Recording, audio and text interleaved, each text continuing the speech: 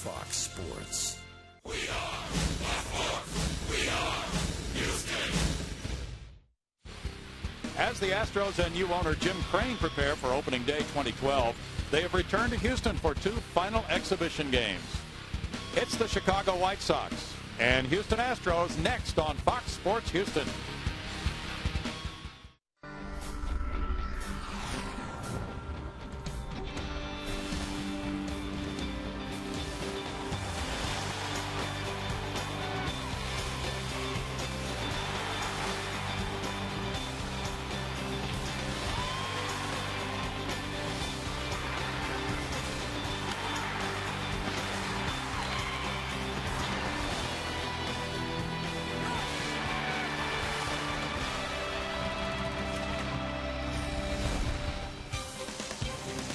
Live from Minute Maid Park in Houston, Texas, Fox Sports Houston brings you Houston Astros baseball. Tonight it's the first of a 2-game series between the Houston Astros and the Chicago White Sox. Good evening, everybody. Bill Brown and Jim DeShays with our final televised game from spring training involving 2 teams that last met in the '05 World Series, JD. Don't bring back those memories, Brownie. Yeah, spring training game, but finally back in Houston. A lot of players happy to be out of Florida. In Houston is opening day just a couple of days away now. A lot of positive stories for Brad Mills this spring. For the most part, the club has stayed healthy, but maybe the best story so far, if you're looking for an MVP of spring training, Chris Johnson. Rough year last year for CJ, sent back down to the minor leagues, but so far this spring, he is really swinging it well. 5 home runs, 6 doubles, a slugging percentage of over 700. So he renewed Chris Johnson. Astros looking for improvement all over the field, and they may get it in Chris Johnson as an upgrade over Chris Johnson of last year. And Bud Norris is on the mound tonight in his final tune-up before going in the first series against Colorado. Yeah, he'll be the third man out of the chute. Wandy Rodriguez, Lucas Harrell will work games 1 and 2. Bud with a little bit of a triceps problem this spring, got knocked off his rotation a little bit. But all systems go, through the ball very well last time out. Not sure how much we'll see from him tonight. I wouldn't be surprised if they got him out of there, say, after 3 innings or so. Tonight, the White Sox, who are on their way to Arlington to open against the Rangers Friday night. And the Astros with Jim Crane, the new owner, getting ready. And general manager Jeff Luhnow and Brad Mills all set for the final 2 games in Houston. This game is coming your way in just a moment.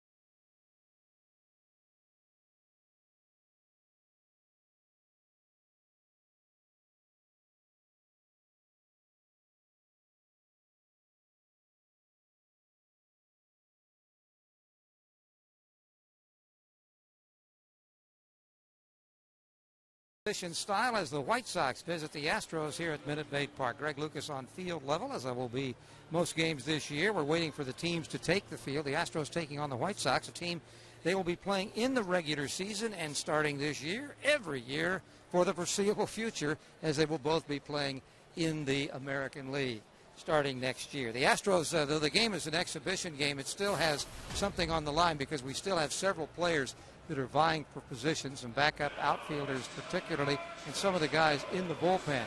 So though the game doesn't count in the standings, it does count, believe you me, for some of those players still trying to make that opening day roster. And the guys who are going to start the game are taking the field, and so that means it's time to send it upstairs for our play-by-play duo, Bill Brown and Jim Deshaies. Thanks, Greg. Great to be back for 2012. Let's take a look at the Astros on the field now and show you a little bit different look than you saw a year ago from this organization. Carlos Lee has moved to first base. In the outfield, it's J.D. Martinez in left, Jordan Schaefer in center. Justin Ruggiano is playing right field tonight with Carlos Lee at first, Jose Altuve, Angel Sanchez playing short, and Chris Johnson at third. Bud Norris and Chris Snyder are their battery mates, and the Astros have a very good catching situation with Snyder and with Jason Castro. Indeed they do. Tonight is Bud Norris, 6-11 last year with a very respectable 3.77 earned run average. Big strikeout numbers, 176 of those. League hit 250 against him. After the All-Star break, managed just one win, posting a 4.26 ERA. But a lot of talk around baseball this year that Bud Norris poised to take a big step forward. So, real important year for the young right-hander. For the Chicago White Sox, who are looking also for a resurgent season under their new skipper, Robin Ventura, Alejandro De Aza leads it off in center. It's Brent Morel at third. Adam Dunn, the DH, batting third, the Houston native, followed by Paul Konerko at first. A.J. Pierzynski, the catcher. Alex Rios in right field. Alexi Ramirez, the shortstop. Diane Viciedo in left field. And Gordon Beckham at second base. And for Brad Mills, whose club has had a good spring, but nursing a couple of injuries right now. Jed Lowry again is out of the lineup today, and he's been out with a hand injury for the last few days. So it'll be a decision to be made by tomorrow whether Jed Lowry is on the disabled list to open the season, or he could be the opening day shortstop on Friday night against Colorado. And other decisions to be made as well. And now as Bud Norris makes his final tune-up for that first game that counts this year. He has very good numbers this spring. 3 wins, 1 loss, and a 3.60 ERA facing De Aza. And there is strike one. Home plate umpire is David Rackley. Bud primarily fastball slider, but one of his goals this spring was to start to implement the changeup more, especially against left-handed hitters. No balls and 2 strikes for Bud after that 6-11 season, working 186 innings. There's that pitch. Good run on a 2-seam fastball there. And the target a little further outside, and he misses with it. Now the White Sox, an interesting team. Very little is expected of their team. They're 13-18. But not only have they changed managers with Robin Ventura, but also a coaching staff that's undergone a world of changes, except for the pitching coach Don Cooper. And the throw goes down to first from Snyder to Lee on the strikeout of De Aza. That's a good way for Norris to start. I guess that speaks of the credentials of Don Cooper, right? When they clean house, but he's still there. Obviously, he's done a lot of things right over the years. And there's that power slider just chewing up De Aza. And Snyder gets down to block it. Now the third baseman, Brent Morel, a good fielder who carries nice numbers for the spring into this game tonight. Brent Morel has hit .317 for spring training. White Sox trained out in Arizona. There's ball one. .245 last season for Morel. He had 10 long balls and drove in 41. Got underneath that one, and here's J.D. Martinez in left field of the warning track, feeling for the wall and backing up against it for out number 2. Well, you know these players have to be so happy to get back into a big league ballpark after the long grind of spring training. Especially the outfielders. Yeah, Florida is no fun for the outfielders. True. All the day games and the bright sun overhead. It's always windy. The conditions in Florida are not good for the outfielders. Adam Dunn looks so much better this spring. And last year really struggled, hitting 159. 11 homers, 42 runs batted in for the White Sox. Just a miserable year for Adam Dunn. At age 32, Adam is not done, is he? There's ball one. Well, I suspect not. Well, it's been a very good spring for him. He's walked 14 times, high on base average, and that's been the package with this Houston native down through the years. Batting average does not begin to tell the story of Adam Dunn and what he can do. He has a career 374 on base average, a guy who walks a lot. He does strike out a lot, but in his career has 365 homers. And a 32-year-old slugger with the credentials and the numbers that he's put up over the years, for him to fall off the cliff the way he did last year was really surprising, and that's why I suspect he'll bounce back. There's a looping liner, and the shift was on, but he still finds a hole over Altuve into shallow right field. Reaching out, and with that line drive, he gets a 2-out single. You know, if Adam were 35 or 36, I might say, well, you know what, maybe the bat speed is gone, and he just wasn't able to compete last year. But I think it was just a mental thing with a new club.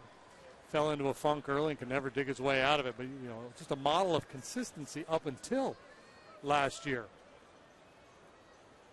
Five-time All-Star Paul Konerko, the cleanup man, is next. 36 years old. Terrific career, 396 homers, more than 1,200 runs batted in, and last year fell right into that pattern with the 300 average, 31 long balls, driving in 105.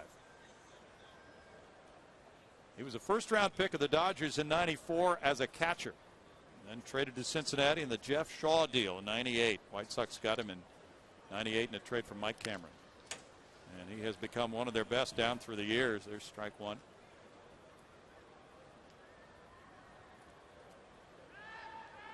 Robin Ventura, the kind of manager that these White Sox players have really taken to this spring. Doesn't have a whole lot to say. Remarkable contrast to Ozzie Guillen, who preceded him. Ozzie always was chirping. I think Robin was very quiet. It's been a culture change on the south side of Chicago. 1 ball and 1 strike. These two teams, by the way, will play during the regular season. The Astros traveling to the White Sox home ballpark in Chicago in June. Robin Ventura had no thoughts of managing. He was pursued by the general manager, Kenny Williams, and the owner, Jerry Reinsdorf, on a trip to California. 1 ball and 2 strikes. White Sox in one publication are predicted to finish last in their division. Last year they were 79 and 83.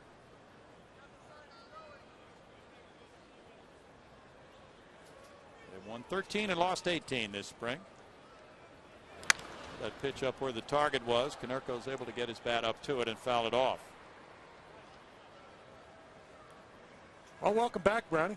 Hey, welcome back to you. We got the chance to come in early today, take part in a luncheon. There's that defensive swing, but he did a good job to foul that off. A little bit late getting started. By the time he got that front foot down, the ball was on him. We got a complete preview at the luncheon today out at the 5-7 Grill for the media. And Jeff Luhnow, the Astros' new general manager, ran down the entire club. He'll be on the air with us, though, in a couple of innings. Do the same thing for you as you watch tonight. We'll visit with Brad Mills later on as well. Kyle Weiland is going to join us. Yeah. So a lot of guests today. A parade, a cavalcade of stars. Pass through our booth. Haven't heard that word in a while. That's a good word. Cavalcade. Don't even know what it means. It's a good word, though. And a swing and a miss as Norris negotiates his way through the first inning, allowing 1 hit and striking out 2. He gets Konerko to put up a 0 in the first.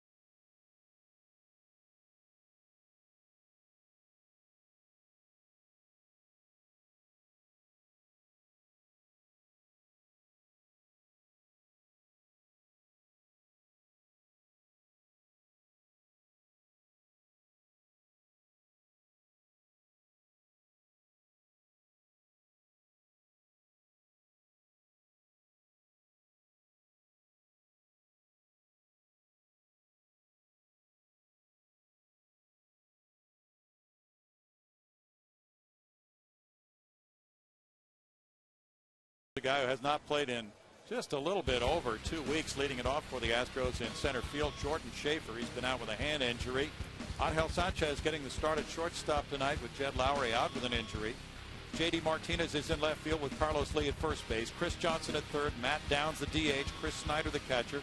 Justin Ruggiano in right field. And Jose Altuve is the second baseman. For the White Sox tonight, it's a young left-hander, Chris Sale. Hard-throwing lefty. This guy's nasty. Got a little bit of a low three-quarters delivery. Look at the line for Sale last year. First-round pick of the White Sox a couple of seasons ago. He's worked out of the bullpen. Now he's making the transition to starting rotation. You take a look at the defense of the Sox, first in the outfield, then the infield. Morel, the third baseman, as Brownie mentioned, when he came to hit, could really pick it there at third base. Ramirez, Beckham, Konerko round out the infield. Brzezinski's been around for about 100 years. He's the catcher. He has. He's been a durable catcher. And, of course, was on that 05 World Series winning White Sox club that clinched it here against the Astros. Now Schaefer feeling so much better with that hand that had been bothering him. It was the left hand. He made it on a diving catch as he jammed that hand. And 391 is batting average. He's scored 10 runs this spring. He has looked superb, not only at the plate but in the outfield for the Astros.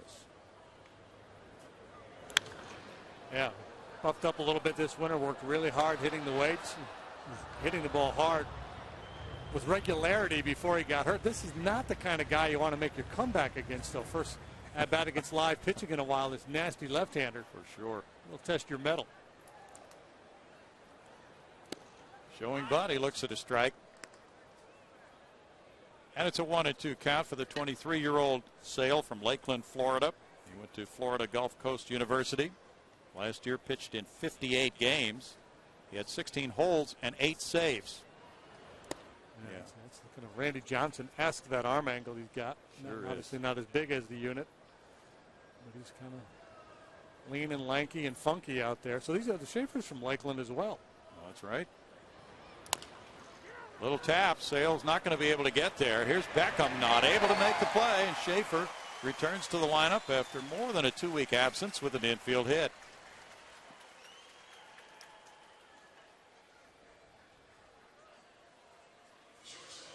Schaefer, a guy we've seen drop down bunts for base hits, and this is essentially a swinging bunt. If you're trying to bunt, that's where you'd want to put it. Just push it out past the pitcher, make the second baseman come a long way to make a play, and with Schaefer's speed, there was no play.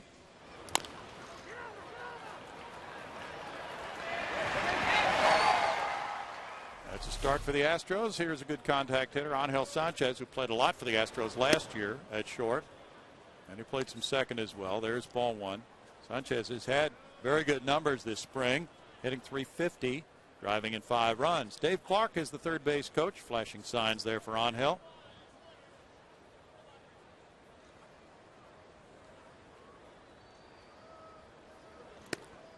And he takes that one. Angel is very good in these situations. There's a hole at first base there with Konerko holding the runner, so that gives him a little extra room to hit the ball through the right side. He's adept at doing that.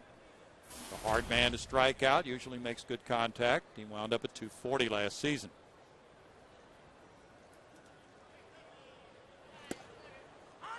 Takes that one for strike one. And Sale, as he makes the transition from reliever to starter, has a 2-1 count.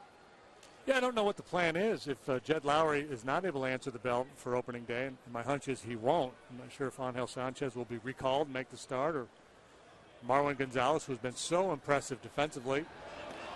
Kickoff throw. Konerko gets it on to Ramirez for the tag, and Schaefer is caught stealing. Reached back for that right hamstring as he came up from the slide. On a caught stealing from 1 to 3 to 6. He's just guessing, going on first move there, and unfortunately for him, the first move was the first base, and then well executed by Konerko. Perfect throw to Ramirez.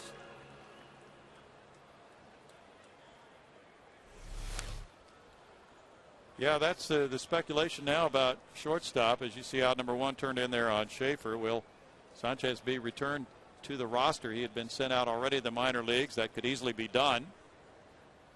Marwin Gonzalez could be the opening day starter, and he's a Rule 5 draft choice, and one of 10 players who have been told the last few days by general manager Jeff Luhnow that they will be making their first appearance in uniform on a major league roster, active roster on opening day. There's a liner into right.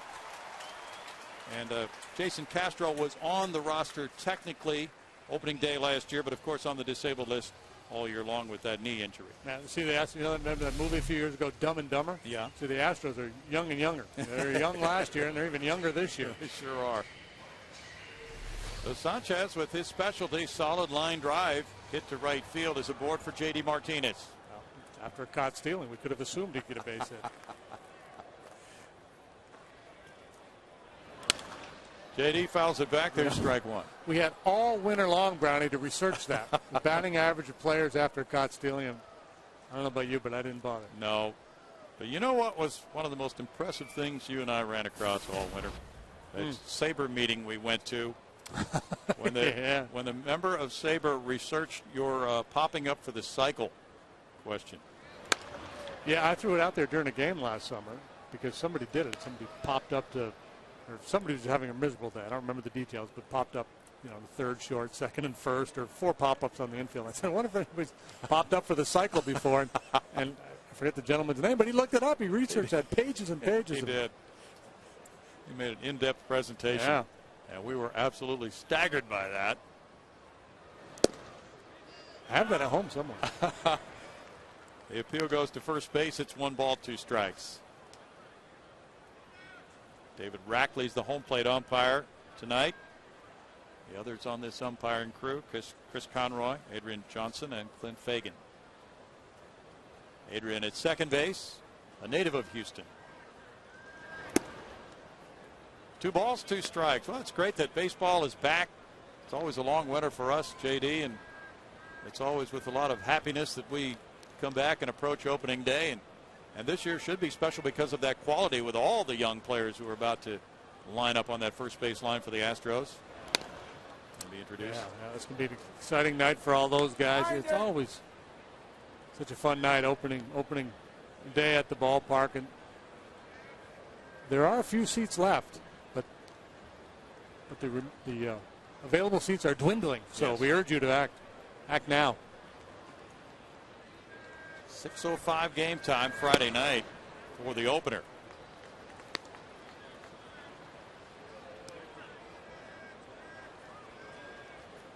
And J.D. Martinez will look it over carefully on a full count.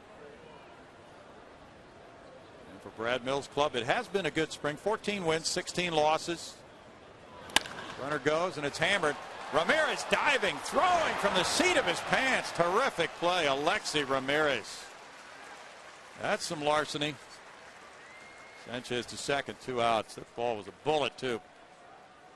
Yep, that categorizes as a very good at-bat for J.D. Martinez, and a hang with him. Worked the count full, got a little slider, looked like up in the strike zone, hit it hard. It's a sweet play from Ramirez. Wow.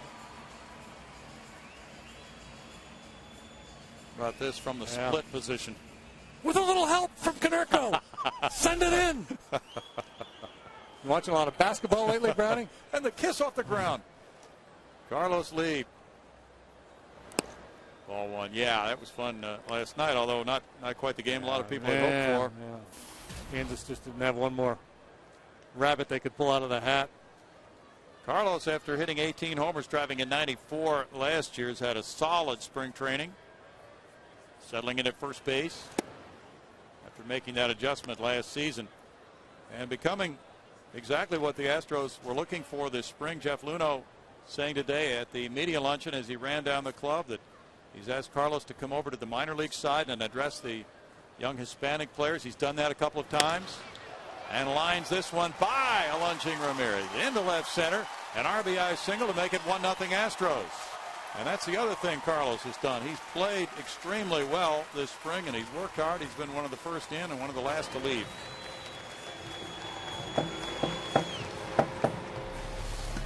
High fives all the way around. Carlos delivers an RBI single on a tough pitch. Out away and down a little bit off the end of the bat.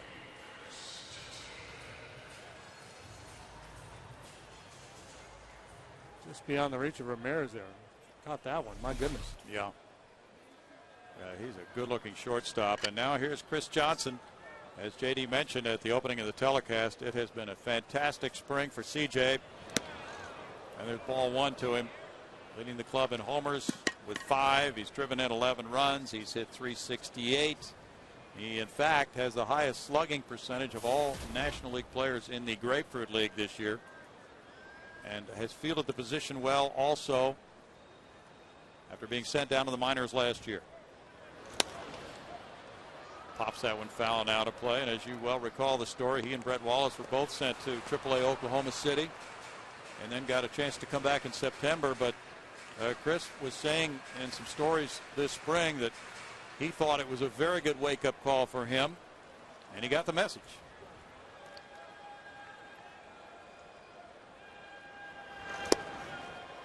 One ball, 2 strikes. If he can do what he's been doing this spring and what he did in his time in the major leagues in 2010, the Astros are going to be awfully pleased with third base this year. If he can do what he's done this spring, he'll be the MVP. Oh, my goodness, the numbers are eye-popping.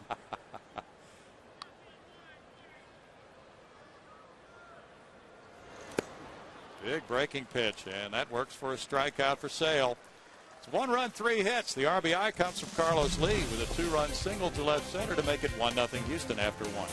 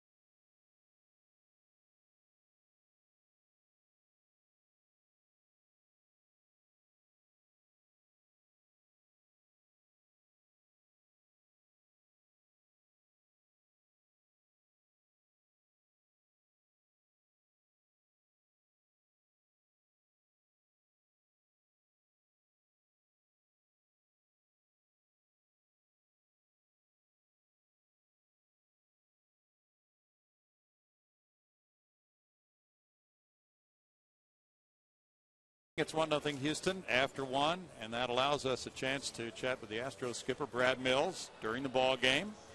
Millsy, what do you think of spring training so far? Well, I think it's pretty good. It's always a fun time of the season, and no matter what happens, it's always fun to get out and work with the guys and go through some things and see who you have, and it's always a good time. Brzezinski leads it off. Has anything been different about any of the drills you've done, any difference in the routine at all this spring compared to previous springs? Yeah, there's no doubt. We have done a lot of things different, and the reason we have done things different, we have a different type ball club, and every year we try to adapt how we do things in spring training, the schedule, to the type of personnel we have. Brzezinski with a grounder. There's Carlos Lee. How has he looked at first base this spring? You know, I think he's looked good. It's you know, he enjoys it over there, and anytime that you get a guy that with his ability, and he enjoys playing over there, whether it's in left field or first base, but the time of his career, I think he enjoys it over at first base, and he's done a good job because of it. Millsy, did anybody, if we were looking for a quote-unquote surprise of spring training, does anybody come to mind? Surprise, eye-opener kind of thing? Yeah, you know, Gonzi, Marwin Gonzalez, who you're going to see here later in this game at shortstop. He's really done a good job this spring, and he's made our roster because of it. The way he's played, the way he's played shortstop, and it's nice to have really a true shortstop. You know, you're able to draft like we were in the Rule 5 draft. You know, Brad, a lot of managers say the worst part of their job is telling a player he's not with the team anymore. But on the reverse side of that, when you told those 10 guys they were going to be on the opening day roster in uniform for the first time, how much better did that feel? Yeah. I mean, that is fun. To see the grins that these guys are going to have is pretty cool. And Jeff Luno, he says he wants to make this a yearly kind of, you know, historical to be able to do that, to tell these guys that, and they like that. Alexi Ramirez, the batter, good-looking shortstop. That one goes out to center, and Schaefer, how good is it to get him back in the lineup after he missed just a little over 2 weeks, Brad? Well, we've talked about him, how he's come to spring training and how he went about his drills, both offensively and defensively. And he was having such a good spring until he got hurt, and now obviously is his first day back. And anytime that we're a different ball club when he's at the top of the order. Diane Biciedo next. And of your ball club, of course, nationally, you're hearing this in interviews. There are not high expectations. You could probably use that to your advantage, right? Well, you know, that's what they pay to do. They're paid to make those predictions and whatever. And we can't do anything about that. But we can do things about how this ball club plays and how they go about their business. And that's the biggest key that we want to focus on. Bud Norris, how has he looked this spring?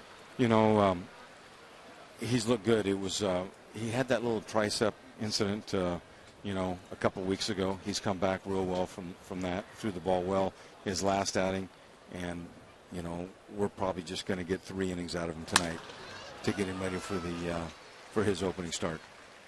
So, Millsy, you've got Lucas Harrell in the rotation now, Kyle Weiland, both young guys, and you know, maybe this was never your position, but it seemed throughout most of spring training that it was kind of not a given, but a lot of people assumed Levon Hernandez was going to be in the rotation. When did the thinking flip on that, or was that a situation where Levon wasn't really the guy, you know, initially? No, I think we would have liked to have that him in the rotation. You know, have his veteran leadership to the young guys that you had talked about in the rotation. And on the pitching staff, we have a young pitching staff.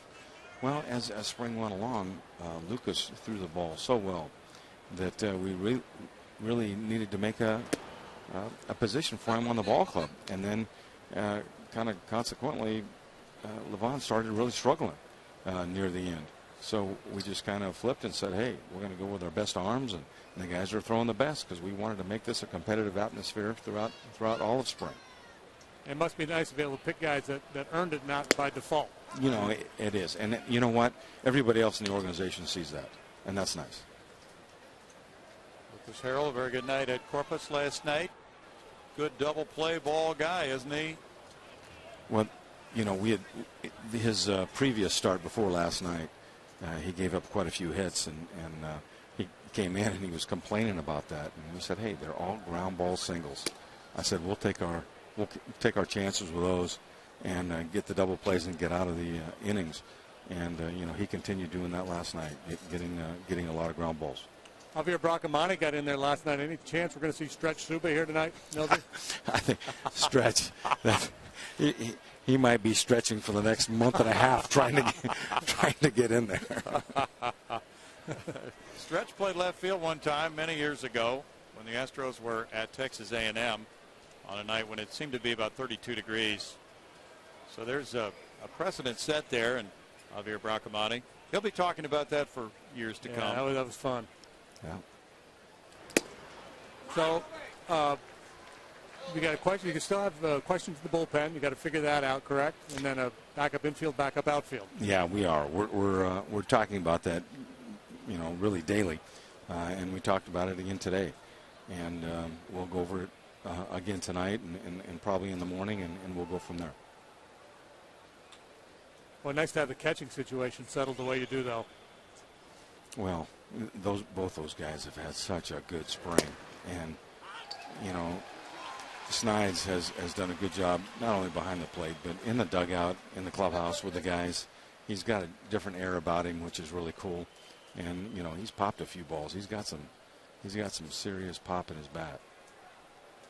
You can just tell, just talking with him before the game tonight, how excited he is to be back home in Houston. Runners going, and that's a walk, and the bases are loaded. Brett, of course, it's a very young club, but if you're going to have a veteran, that works well to have him at catcher, doesn't it? Well, you know, and you guys know Jason Castro as well. He's so mature for his age and does a real good job of handling the pitchers. And then you complement him with a right-hand hitter like Snyder and a veteran guy, and it's just nice to have those guys in control of the pitching staff behind the plate. The makeup of your club is quite different with all the left-handed hitters you have this year. Well, I'm a little prejudiced towards left-handed hitters anyway, and it's nice to have that many. You're exactly right, and you know what? They're pretty good left-handed hitters too. It's a good point. You know, Millsy, we were talking with some veteran Astros observers. We think you have to go back to maybe the mid-'80s to find this many left-handed hitters on the club.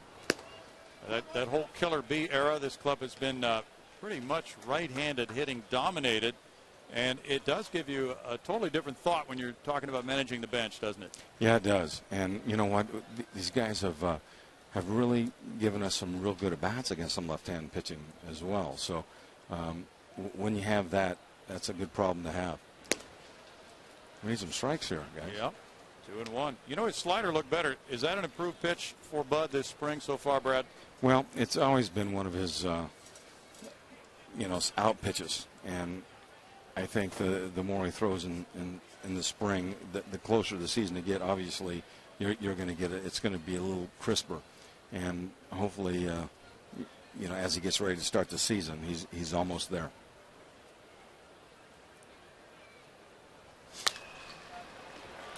Dive by Altuve. Let's see. No, he can't make a play on it. A run scores. Here's another runner coming in to make it 2-1 White Sox. And Altuve gave it his best effort. And you've seen a lot of that. Just noticing the stat sheet, Brad, and we haven't seen that many games this spring. Only 13 errors by the Astros. So would you say it's been a good spring for the fielding? There's no doubt that our that side of the ball has really improved. And anytime that you're going to have like a guy like, Altuve and Sanchi or Gonzi or even Jed Lowry up the middle, those guys have done. And the guy that has really made the biggest improvement is probably Chris Johnson. He's really done a good job defensively. Wow, defensively, and how about with the bat? My Yes. goodness, really swinging it well. I mean, the old adage is you can't get too excited about what you see in spring training, but obviously you have to be impressed with what you've seen from CJ. Well, I think probably the biggest thing has been just his concentration and focus on trying to get exactly where it needs to be to get prepared and play like he's capable. And those are the types of things that have come out of his mouth this spring, that he really wants to be the best player he can, and be able to do that, he has to have that concentration.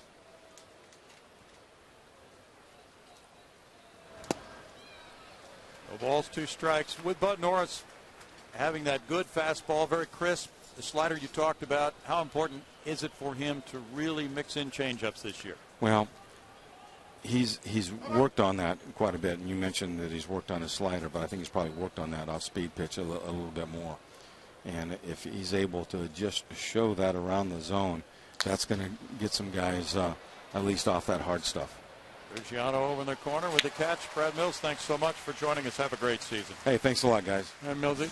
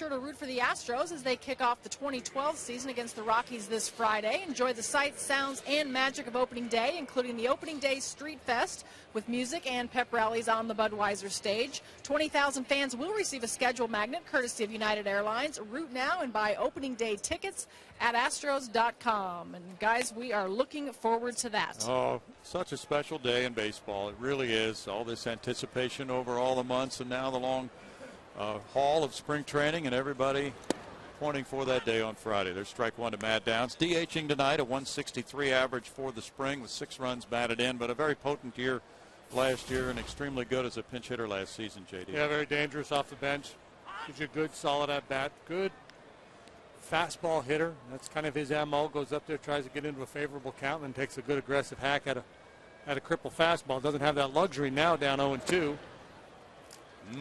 Sale with that big sweeping breaking ball. Pretty impressive.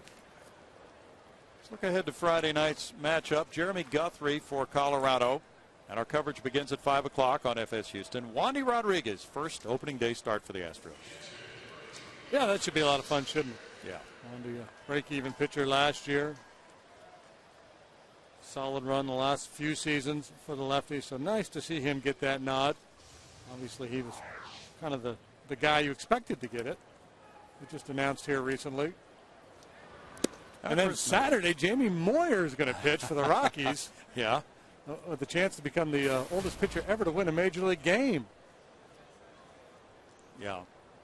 So you've got all kinds of national attention on that game because of his age. And, of course, he's come back after missing all of last season.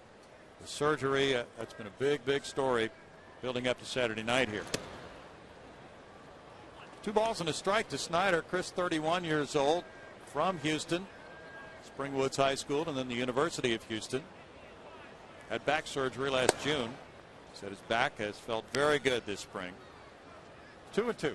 And there probably will be about a 50-50 apportionment of the playing time behind the plate for at least a little while between Chris and Jason Castro, both returning from surgery last year.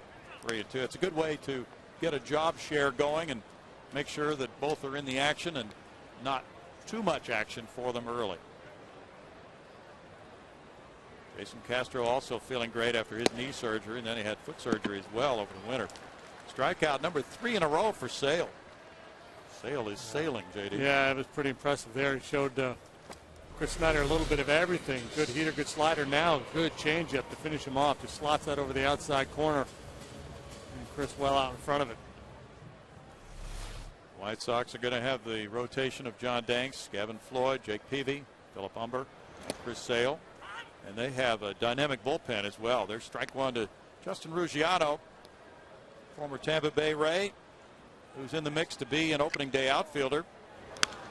And he could be the only right-handed hitting outfielder for the Astros if he does make the club. 0-2 to Ruggiano after 4 homers and 13 runs batted in, other than J.D. Martinez, that is. But it's such an odd situation for the Astros, who've normally been just dominant with right-handed hitting outfielders. 1-2-3 in the second inning, 2-1 White Sox after 2.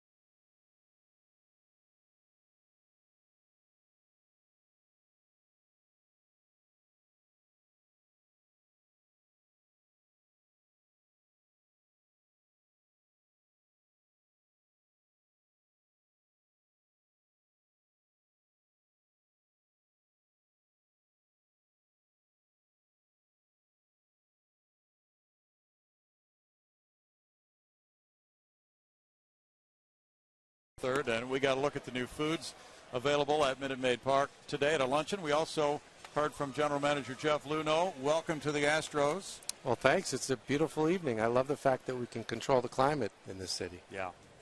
And, you hit the ground running with this club. You took over right before the Rule 5 draft, and then you made a trade a short time after that with the Boston Red Sox. You must have been up to speed before you actually got this job. Well, being in the industry 8 years, you study all the teams, you know what's going on, and it was kind of fun to do that immediately after getting the job, being involved in the Rule 5, and then being able to do a trade that brought a couple players to our team that I think are going to be a big part this year. Yeah, Jed Lowry has looked good this spring. Kyle Weiland will be in the starting rotation. We'll be hearing from him a little bit later. And it's been an interesting process for you this spring, hasn't it, Jeff? Well, it has. I mean, I think the first thing on my agenda was to get to know our organization as best I could and really tried to do that during spring training. And I'll tell you what, I'm pretty optimistic about the players we have and the staff that we have as well. So many new people to learn and hiring your own staff, getting people in place. Now looking forward to the long haul. It's an industry unlike any other, isn't it, Jeff? Well, spring is the greatest time of year. We all have a winning record right now, or at least we're all starting with the same record. And I'm really excited about Friday. I think we've put together a team that's going to be able to go out there and compete with high energy, and I think we're going to really exceed expectations. Adam Dunn strikes out. To that end, is there a number out there in your mind that says if we win this many ball games, we've had a good year, or are you more just? I don't think so. The process of getting better? Yeah, I'm focused more on the process. Are we putting the effort out there? Are we doing a good job of giving Brad Mills the players that he needs to have a chance to win every ball game? How's our bullpen look? How's our rotation look? And I think those are the milestones that we want to hit this year, and I'm hoping that the wins will follow. Paul Konerko coming up. Interesting, too, that a couple of Rule 5 draft choices will be on this club. Brad was talking about Marwin Gonzalez, who's looked very solid on the infield. And also there's a right-handed pitcher named Reiner Cruz, who has hit triple digits this spring. Tell us about him. Well, he's in a power arm, throws from a relatively low arm angle, and usually when guys throw from that arm angle, they get a lot of movement on their pitches, and he does that along with the velocity and is a good slider. And if he can throw strikes, I think he's got a chance to be a closer or at least a setup man down the road. When you evaluate your club, do you find strengths and weaknesses? In other words, the bullpen's the strength, the starting rotation. I mean, where are you most comfortable with this club right now? I think the bullpen is very strong, especially from the right side. Losing Escalona is going to hurt us a little bit, but we'll figure out how to handle the lefties.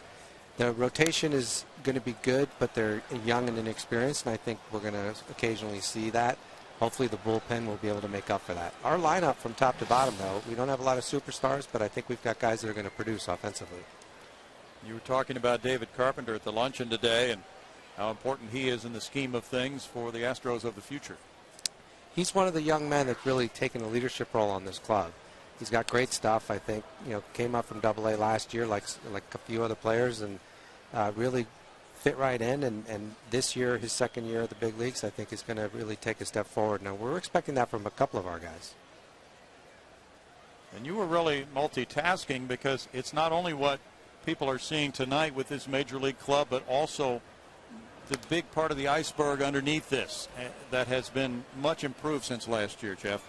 I think it has. The trades from last summer and some of the draft picks that have been made have really bolstered our bench strength. And, we've got 25 men on the roster at the big league level, but we've got 7 minor league teams in the U.S. and 1 in the Dominican Republic. And for each one of those teams, there's at least 25 guys on the roster, plus you've got coaches and trainers and so forth. So it's a big operation, but we're pretty excited about some of the guys that we've got coming. Out to center field, and Schaefer measures it for out number 2. So first pick in the draft this year, first overall.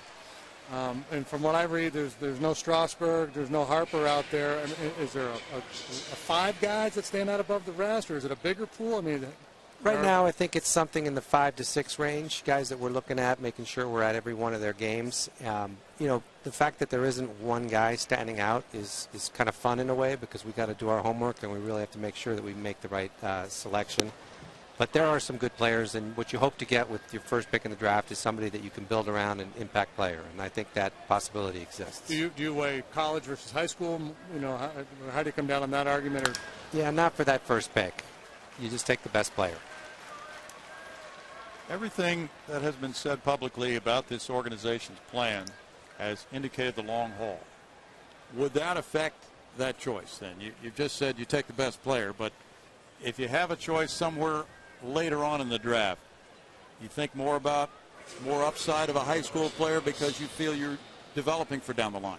Well, I think you need to do a balance. It's sort of like a stock portfolio. You want to have some relatively safe investments, and you want to have some speculative investments that if they hit are going to be home runs. And if you spend your entire draft going after the home run guys, you might end up with not a lot. And so I think there's a balance in there, and that's what we were able to do in St. Louis, and able to get some high school players that made it to the big leagues and a lot of college players that were part of that World Series team last year. And that kind of balance is important for us here in Houston. Having seen so many of the young kids, not only here in uniform tonight, but the kids down on the farm and the guys that were in spring training, just give me your assessment of it. I'll throw a couple names out there. Well, Springer's here. Not Springer, but Singleton. Right. I've heard great things about Singleton. I haven't seen him play yet.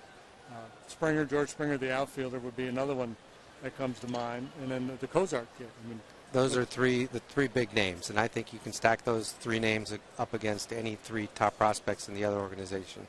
I think where we may fall a bit short is when you start getting to the 15th, 16th, 17th names, and I think that's where this draft is going to help, and some of the moves that we're making down the road will help. There's also a young man named VR playing shortstop, and he's incredibly talented. And there's definitely major league prospects that have a chance to be all-stars in our farm system, and I can't wait for them to continue to develop and eventually get here. Brownie and I were talking with Mark Parent, who's coaching with the White Sox now before the game, and he managed those guys in the Philly system. He had Singleton and VR, and he was raving about both of them. Yeah, I've met some of the scouts that scouted them and some of the player development people, and they're two pretty special players, but we got to add to our bench strength and get more of them. Jeff Luno, our guest. We'll be back with more with Jeff as this ball game is in the middle of the third with the White Sox and Astros 2-1 Chicago at the moment.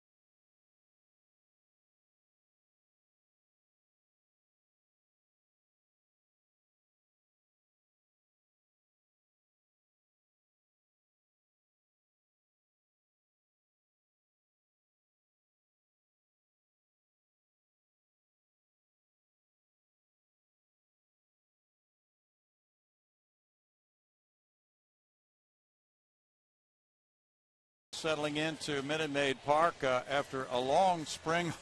You've had a whirlwind life, haven't you? You got married, you went to spring training for, 6 weeks? Now you just got back to Houston. You feel like you're settling in a little bit? Well, it's nice to be back in Houston. I got to the ballpark last night, and my car battery was dead because it had been sitting in the parking lot for 2 months. But got that fixed today, came down here. It was such a great atmosphere down here today, watching batting practice with the roof closed and seeing, I'll tell you what, there was Chris Johnson hit a couple off the glass up there. It was fun to watch. And I just can't wait for opening day on Friday, and it's going to be an electric environment in here. How about yourself and your emotions sitting in the general manager's box watching a game now? That's going to have to be a memorable night coming up for you. I can't wait. It's going to be thrilling. I mean, I remember this ballpark in 2004 and 2005 when I was here with St. Louis, and to imagine that I'd be up here as the general manager of this wonderful franchise going into its 50th year, I'm just very excited. I'm honored to be here. Bottom of the third now, and it's Jose Altuve, and you've talked about it, Brad Mills as well. Jose Altuve with the improved plate discipline. He was mentioning tonight during batting practice he feels so much better at the plate. It doesn't mean he's going to take every first pitch, but he just wants to get a good pitch to hit. I think that's it. He's going to put himself in a better position to drive the ball where he wants to drive it and on his conditions. And he's got a tremendous back control, and he'll be able to slap the ball all over the field. He's never going to be a power guy, and so he's going to have to rely on some of the other things about his game to be a run producer. But certainly if he continues to hit in that 300 range and has an on-base of high 300s, he could be a very effective player for a long time to come. for a guy who has rarely walked throughout his professional career, and he's still a very young guy, and there's a lot of talk about can you teach that? Can you teach plate discipline? I mean, what's your position? I mean, have you seen it happen? Have you seen are there cases where you can go to Altuve and go, look, buy into this because I've seen it happen with player X, Y, or Z? I do think it's possible. I think he's a good example of it. If he wants to do it and he realizes the value, and we've got the methods to teach him how to do it, which we do, he's going to make some progress. I think that there's always the question with major league players. They're here because they've been successful. So if you ask them to change something, they're not likely to really want to change something at this level because of their success. But to that end, because the club, there you go, just perfect timing, draws the walk. There's so many young guys here. You have a chance to put a system in place, and not only in terms of what guys do in terms of, sabermetrics or how you break down the game, but even with Brad Mills in terms of creating a culture in the clubhouse of how he wants the game played. I mean, that's the great advantage of having so many young guys here. And are the players buying in, I guess? They are, and I think it's working from top to bottom, and you have to be aligned from the big league level all the way down to the minor leagues. And I think Brad and Doug have done a good job of articulating what our philosophy is offensively and on the pitching side, and I think it's going to work. By the way, that was Altuve's 10th walk of spring training. Now Schaefer. So the plan apparently is to hit Altuve 8th from what we're reading. Is that your understanding? Well, I think the lineup will vary throughout the year, but at this point, with Schaefer up at the top of the order, Lowry looks like a very good 2 type of hitter, so we'll have to see. I think we'll be, Brad will probably be tinkering with it a little bit early in the year, but we'll see. Altuve is going to be a valuable offensive contributor no matter where he is in the lineup. Strike one. You mentioned Lowry. Where do you stand on him now as far as being on the active roster for opening day? Well, we got to make a decision in the next couple of days. I think we're going to take it all the way up to probably even Friday potentially before we make that decision, because we don't want to lose him for any more games than we have to. It's not a major injury. It's just a matter of him being comfortable enough to go out there and swing the bat. Smacked on a line, but caught by Beckham, and there's a double play. Altuve's footing gave way on him, and that ball was hit very well. Good to see Schaefer take a big cut like that, and looks like he's ready. Especially off a tough lefty. Yeah. Like Sale. It's kind of ironic. His first time up, he got that base hit on that little slow roller to second base. Now he hits a BB, and it turns into a double play. The injustices of baseball. It's just not fair. No, it is not. That's Sanchez, the batter. He's single to right field. You've had a chance to look at the depth in the organization throughout the spring. Now, and you certainly hope that all these young players can take hold, Jeff, and keep their jobs and excel, but we know that that's not going to be the case with every single one. And it just seems that the depth in the organization is much better this year. It is. I think that, and we're going to notice that because our Oklahoma City team is going to do better, as is Corpus Christi. Jeff Luhnow, thanks so much, and great luck to you this season. Well, thanks, guys. Looking forward to being on with you again. Thank you. 2-1 Sox.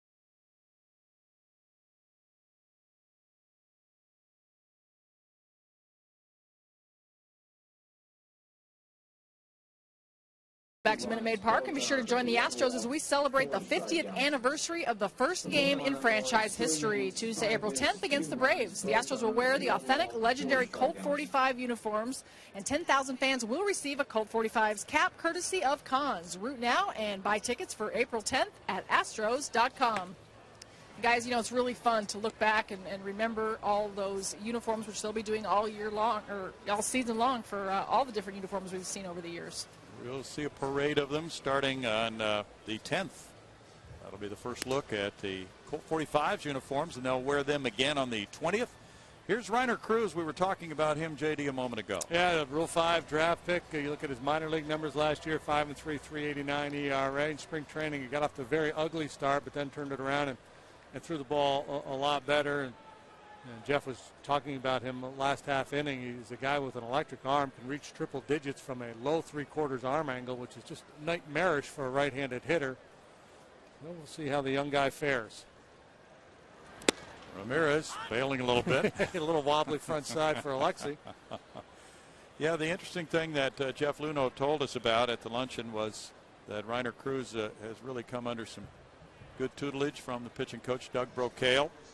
And Livan Hernandez worked with him effectively this spring as well, just trying to harness this guy with a tremendous arm. And in the beginning, he had some very shaky outings this spring. Lately, outstanding. And last year, he was at Double-A Binghamton in the Met system for most of the year, a little time with their A-ball club in St. Lucie. There's a hit by Ramirez, and J.D. Martinez goes back, and will avoid the error by holding Ramirez to a single. Reiner Cruz, kind of the type of guy you're looking for in the Rule 5 draft when you're in the situation that the Astros are in. You know, if you figure that you're going to be a contender, you probably don't have a roster spot open to take a flyer on a guy like Reiner Cruz. But when you're in a rebuilding mode, why not take a shot at a guy who can throw 100 miles an hour? Even though he's had command problems throughout the minor leagues, it's worth a chance. Maybe you're the club that gets him when he figures it out. Diane Viciedo looks at the heater. There's strike one. 91 as Cruz is below what his top velocities has been this spring. Viciedo singled and scored in the second inning. Cuban-born outfielder, very good talent, just 22 years old. And he's moved from third base to right field to left field this year, with Rios going from center field to right field and De Aza taking over in center in a revamped White Sox outfield. For Cruz, a chance to impress this spring, and his first outing, he didn't get anybody out against the Braves, gave up 3 earned runs.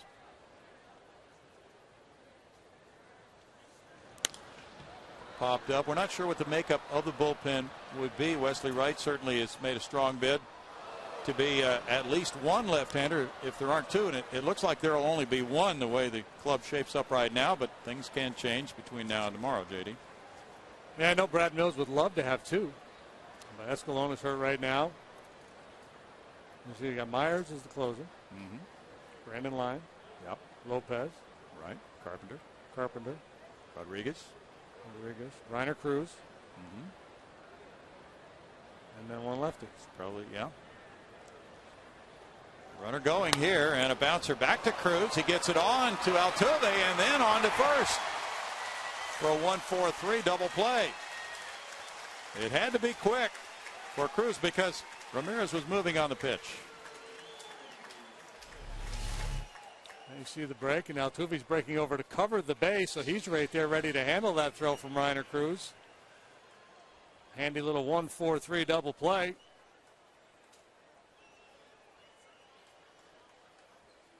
Well done. Now with 2 outs, it's Beckham. Gordon drew the walk in the second inning. Good-looking young college player who, at first when he came to the big leagues, really excelled, but the last couple of years his production has fallen off. The White Sox are hoping he can return to what he did a couple of years ago. He's only 25. He hit 14 homers in 09, drove in 63 runs. Last year he slipped to 230 and was striking out at an alarming rate. So the thought is that if he can go back to using all fields again, he can return to the kind of player they'd love to have in their lineup.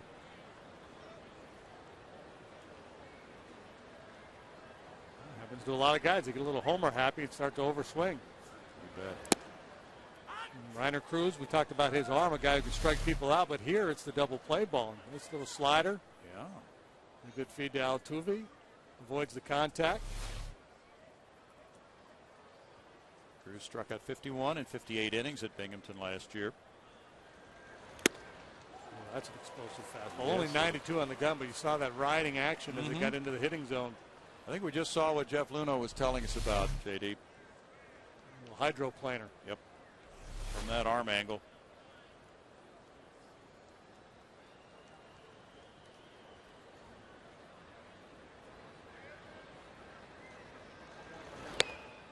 Missing there, and it's a full count for Reiner Cruz. Bud Norris in 3 innings allowed the White Sox 5 hits, 2 runs. He had 1 walk, and he struck out 4. Well,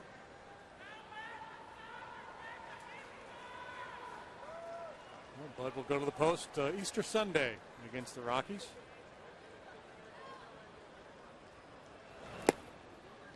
And a 2-out walk goes to Beckham. 2 of those for Beckham in this game. Well, the Rockies are one of those clubs that are not expected necessarily to do a whole lot this season, but boy, they bring some firepower, and it appears that Troy Tulowitzki, after being hit by the pitch on the left elbow by Ubaldo Jimenez, will be ready to go on opening day. Looks as if Todd Helton's going to bat probably 6th in that lineup, so that gives you an indication of what they have with the talented Carlos Gonzalez and others. Diaz, the batter. He had the 2-run single off the glove of Altuve earlier, and Carlos Lee reaches out to snatch that one.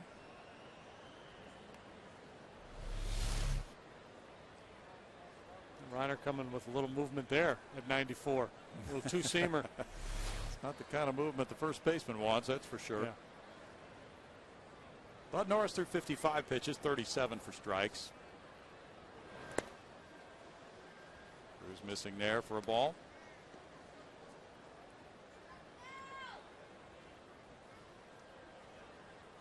It is a totally different type feel around the White Sox with the combustible Ozzie Guillen moving on to the Miami Marlins this year, and Robin Ventura taking over.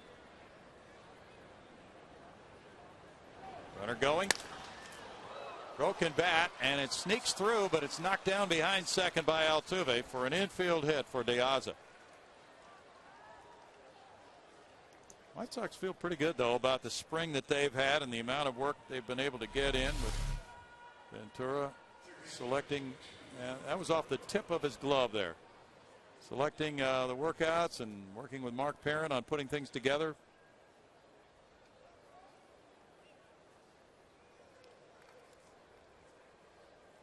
Now 2 men on and 2 outs for Brent Morel.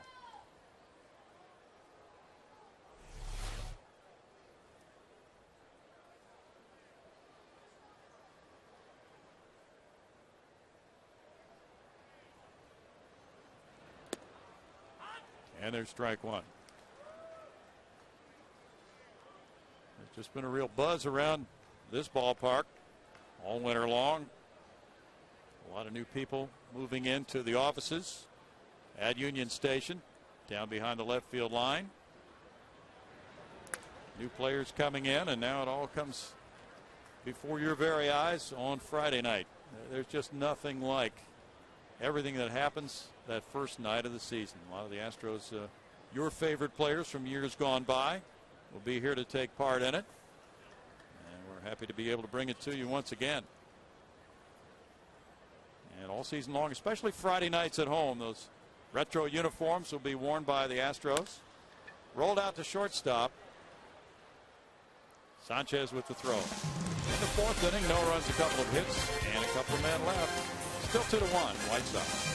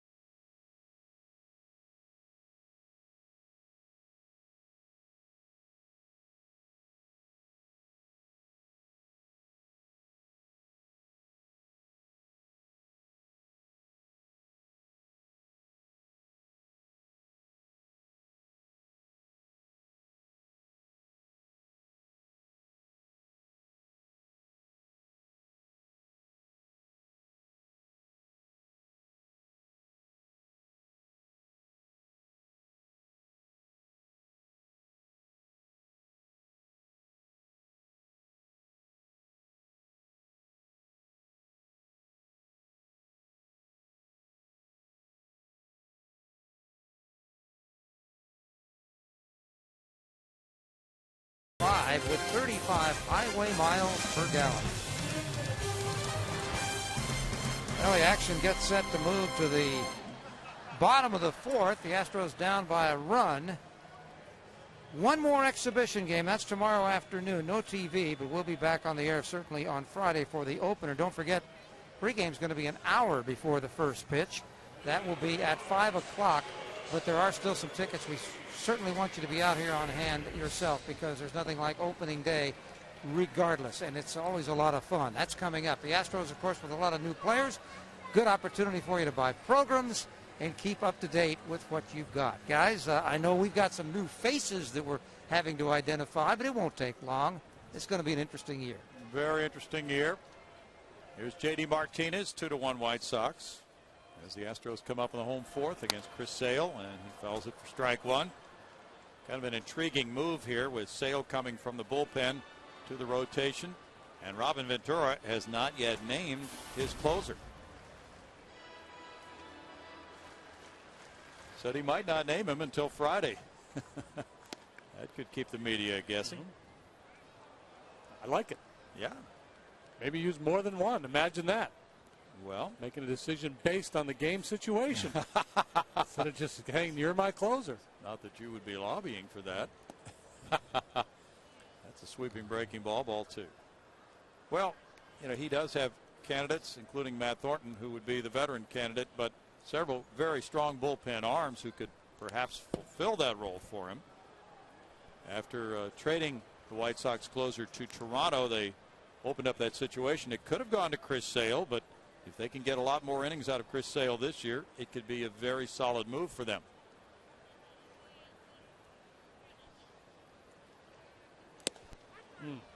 That's strike three.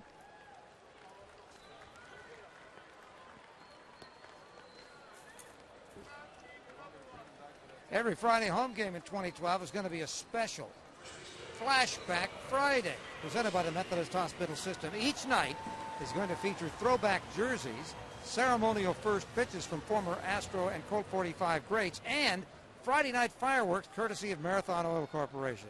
Root now and buy tickets at astros.com. Friday always used to be a lot of fun. Now it's going to be even more fun with more things going on. Well, they've always be funner than ever. Yeah, they've always had fireworks, at least in recent memory. Maybe not always, but it's been years now that fireworks have been shot off after every Friday night home game. This year they're going to kind of specially tailor the fireworks for each era being featured on Friday nights. So we'll get fireworks from the 60s. That'll be the theme those Friday nights in April, J.D. There'll be 12 of them throughout the season, and a heavyweight lineup coming in, too, to represent those different eras. Rusty Staub will be here, Joe Morgan, Nolan, Mike Scott. On and on. Yeah. Greg mentioned there's a game here tomorrow to wrap it up for the Astros for spring training. It's a 105 start here. Jay Happ going for the Astros. Former Rice right-hander Philip Umber going for the White Sox. Thursday, the Astros will work out, and Friday at 6:05, it's Wandy Rodriguez and Jeremy Guthrie right here. And don't forget that hour pregame show. Chris Johnson struck out in the first. Fouling it back. Then Saturday night, a 6:05 start matches Lucas Harrell and Jamie Moyer. Sunday, a 105 game finds Bud Norris taking on Juan Nicasio. Then the Atlanta Braves come in starting Monday night. Astros' first road trip then after the Atlanta series will take them to Miami and Washington.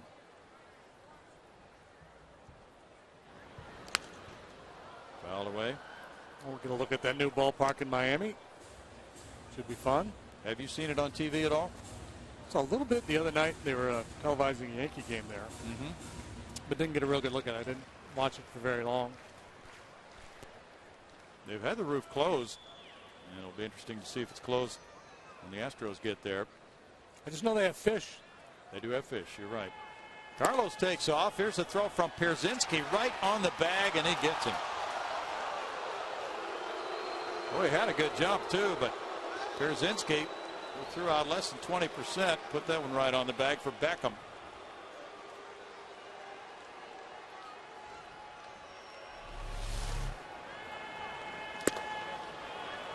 I wouldn't be surprised if at some point during BP, Carlos told Brzezinski he was going to steal a bag on him. They weren't holding him on, so he decided to go for it. Okay, Beckham, that ball popped out of his glove and into his bare hand. Ooh, backdoor breaking ball just missed for Sale. He's had that sharp breaker tonight, and it's 2-2. The Astros were 21 of 26 in base stealing for the spring coming into this game. Now 2 caught stealings tonight. And a strikeout of Johnson ends the 4th inning for Sale. And it's strikeout number 6 for him. White Sox lead the Astros 2-1 after 4.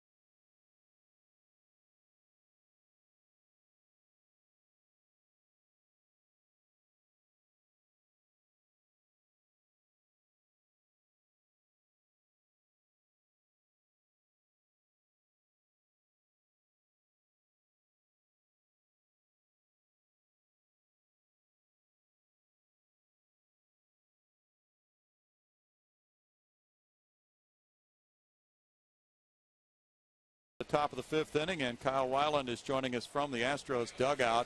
Very exciting time for Kyle, who joined the Astros in that trade over the winter, coming from Boston, 25 years old, born in Albuquerque, New Mexico, a Notre Damer.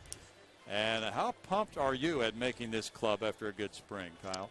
Pretty pumped, pretty pumped. I mean, seems like spring training was a little long. I mean, especially when you know you're competing for a spot and you're competing with some guys like Zach Duke and Lyles and Hernandez and Harrell. And so, I mean, it was definitely exciting to finally get that call in the office and them tell me that I made the team. Yeah, and several of you guys were in there, 5 of you in one group, right? And kind of a different feel for being told that you were on the club, wasn't it? Oh, absolutely. I mean, it's every kid's dream to play Major League Baseball, and so to break with the team this year is just a dream come true. How did you respond when you first got the call this winter that you've been traded? I was shocked. I think most guys have an illusion in their head whenever they get drafted that they're going to be with that team their whole career. So it was a shock. But as soon as I got traded, I jumped online and started seeing where the team's at and figuring out that, I mean, all the changes and everything new. And I talked to Luno and Mills, and I got really excited quick that I knew I was going to have an opportunity to compete for a spot this year. Big Adam Dunn cranks one way out to center field. Schaefer running out of room out there, leaping at the patio. And Adam Dunn has hit the tables. That's number 6 of the spring. Hit the tables. Yeah. That's where the big men go. It is. Central. Kyle, you won't be giving up any of those this year at all. Oh, yeah, let's hope not. Got some good hitters. So, I mean, Carpenter, he provided a lot of that power. Yes, he did. Well, of course, the sinker is your specialty, Kyle. Tell us what else you throw. We got a sinker. Cutter last year introduced that to the mix. A curveball and a changeup. Well, Kyle, you were primarily a reliever in college, were you not? Yes. I started a few games, but freshman year I closed the whole year, and sophomore year I had a few starts, but mainly closer, and then junior year I was strictly out of the pen. Kind of a unique path, because a lot of times it goes the other way around, where guys maybe started in college and then in professional baseball they become relievers, but obviously you went a different direction. Was that your call? Was that the Red Sox? How did that?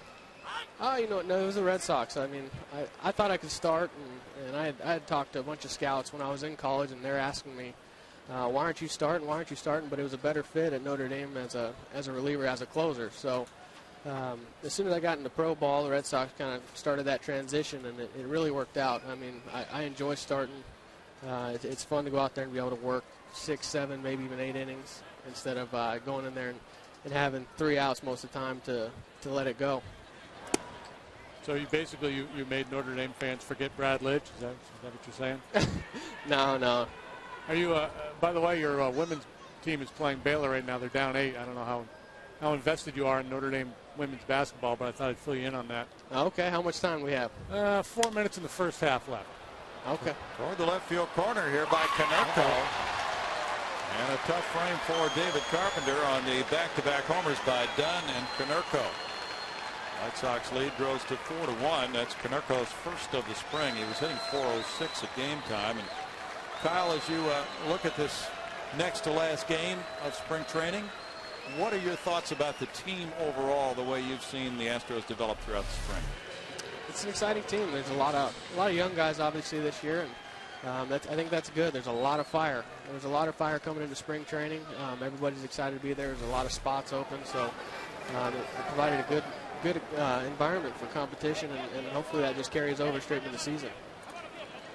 Having that very good sinker, do you tend to want to ride that as long as you can in the early stages of a start, or how do you play it usually? Each start is different. You can't say how it's going to go that first inning of each start until you're actually out there. Sometimes the sinker's not there from the first pitch, so you got to figure something out quick. Or, with the guys that we're facing, they're going to put runs on the board in first inning. So I try, when my sinker's there, it's something that I like to use often. I mean, especially if they're swinging early and I let them get themselves out. But a lot of times you got to make those adjustments and figure out how to work through outings and if you want to get to the 5th inning. Doug Brocail out to the mound to talk with David Carpenter. Kyle, as you look at that short porch in left field here at Minute Maid Park, does it remind you of Fenway? A little bit. I don't think that Fenway, that 3, I think it says it's 310 out there. I don't think that's 310.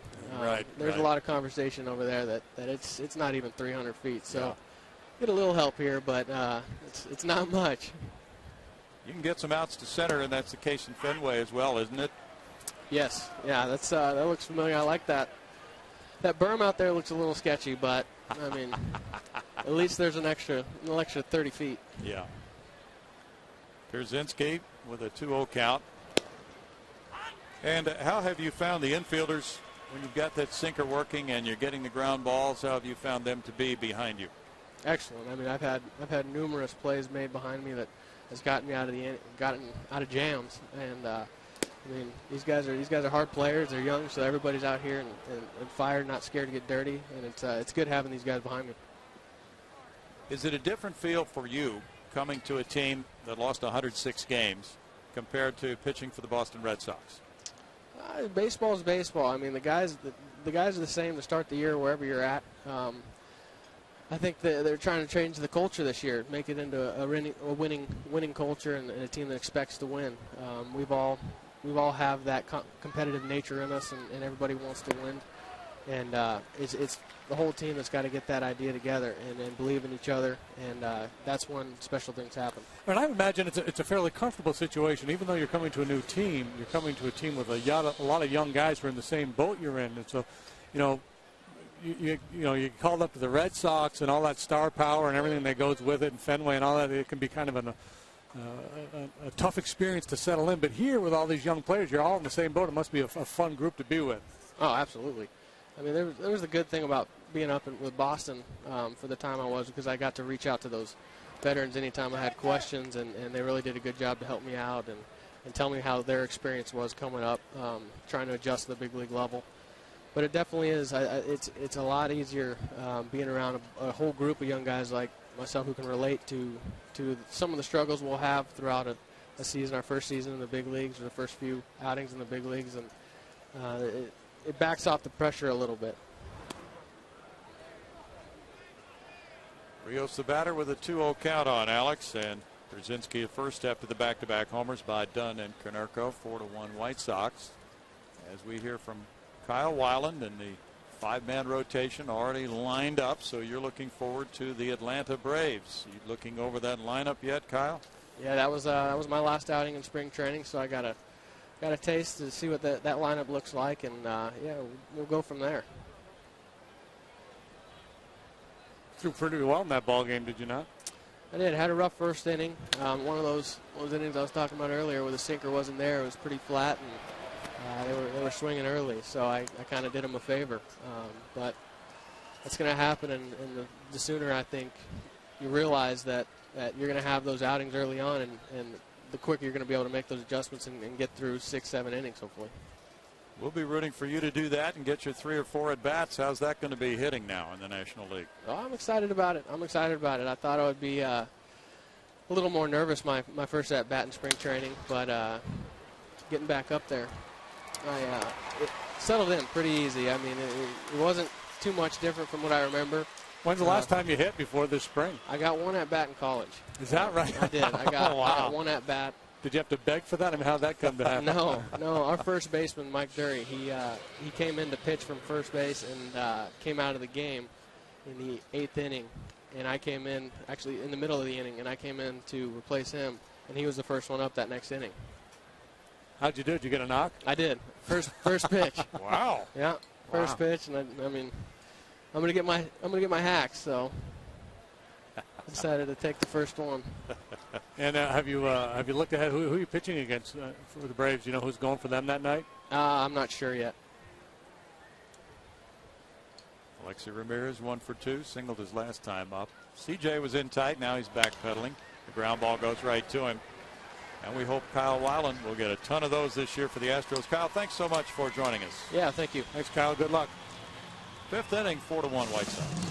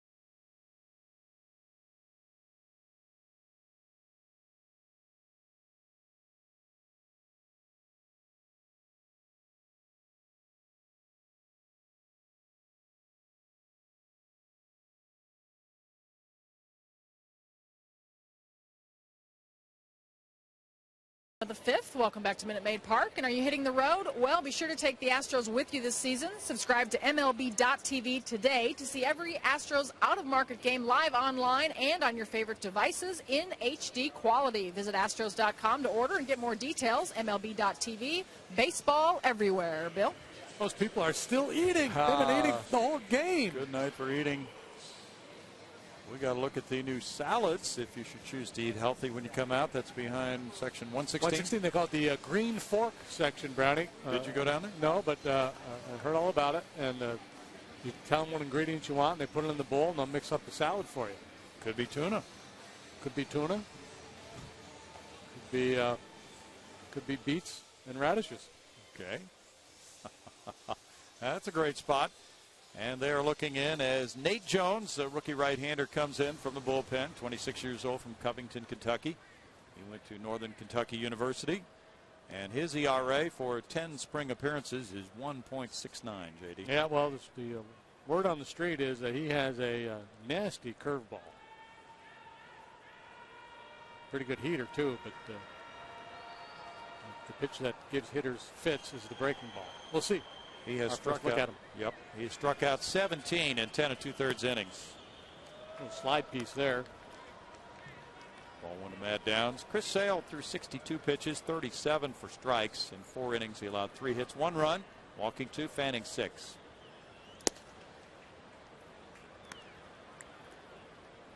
Two balls, no strikes from Nate Jones. Nate, a 5th-round pick of the White Sox in 07. He's listed at 6'5", with those excellent numbers for the spring. And nice for these guys to get in this tune-up in a major league stadium. You go to spring training as a young player, and you're up against big leaguers, but at times it feels like the minor leagues because of the size of the stadium. Some of the lineups you face are diluted, obviously. So to be able to play an exhibition game or two in a major league stadium, it's a nice little transition from spring training. That looked like the curveball there. Sure did.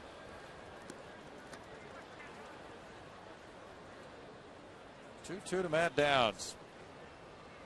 Nate Jones last year, Double-A Birmingham, had 12 saves and struck out 67 in 63 innings. He was a starter the year before at Winston-Salem. Popped up. Konerko coming in. 1 down. Well, the Astros, as we mentioned earlier, will be at Chicago playing the White Sox in June as a part of their interleague schedule. They'll have the usual 2 series with the Rangers, home and home. They'll be playing Kansas City and Cleveland as well in interleague play. Here or there? Let's see. Kansas City and Cleveland are both here. Both here. Yeah. So we just have 2 trips, 1 to Texas and 1 to Chicago White Sox in interleague play. But a bunch next year. Strike 1 to Snyder. Chris struck out in the 2nd inning. That's what's going to be an opportunity for Astros fans. They can see every team in baseball here at Minute Maid Park over the next couple of years as the switch happens from the National to the American League. Our job got a lot harder. You know it did. A lot of homework to find out about these American leaguers. A whole lot of that. Fernando Rodriguez is getting loose. And a strikeout. That's out number 2. Justin Ruggiano due up next. Jones, to me, he's gotten away with 2 pitches here in this inning. Looked like it was a little bit of a hanger that Downs popped up, and now Chris Snyder swings through this slider that backed up on Jones. Yep. White Sox share a complex in Arizona with the Dodgers. There's the curve. Strike 1 to Ruggiano. Very convenient for the White Sox to come to the state of Texas and use this as a preparatory series to taking on the powerful Rangers starting Friday night. It'll really be interesting to see how the Rangers fare this time around.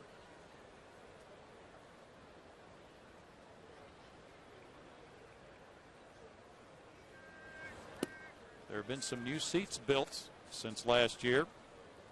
On the first row there, first couple of rows there, you see some of the new ones right by the batting circles on both sides of the field.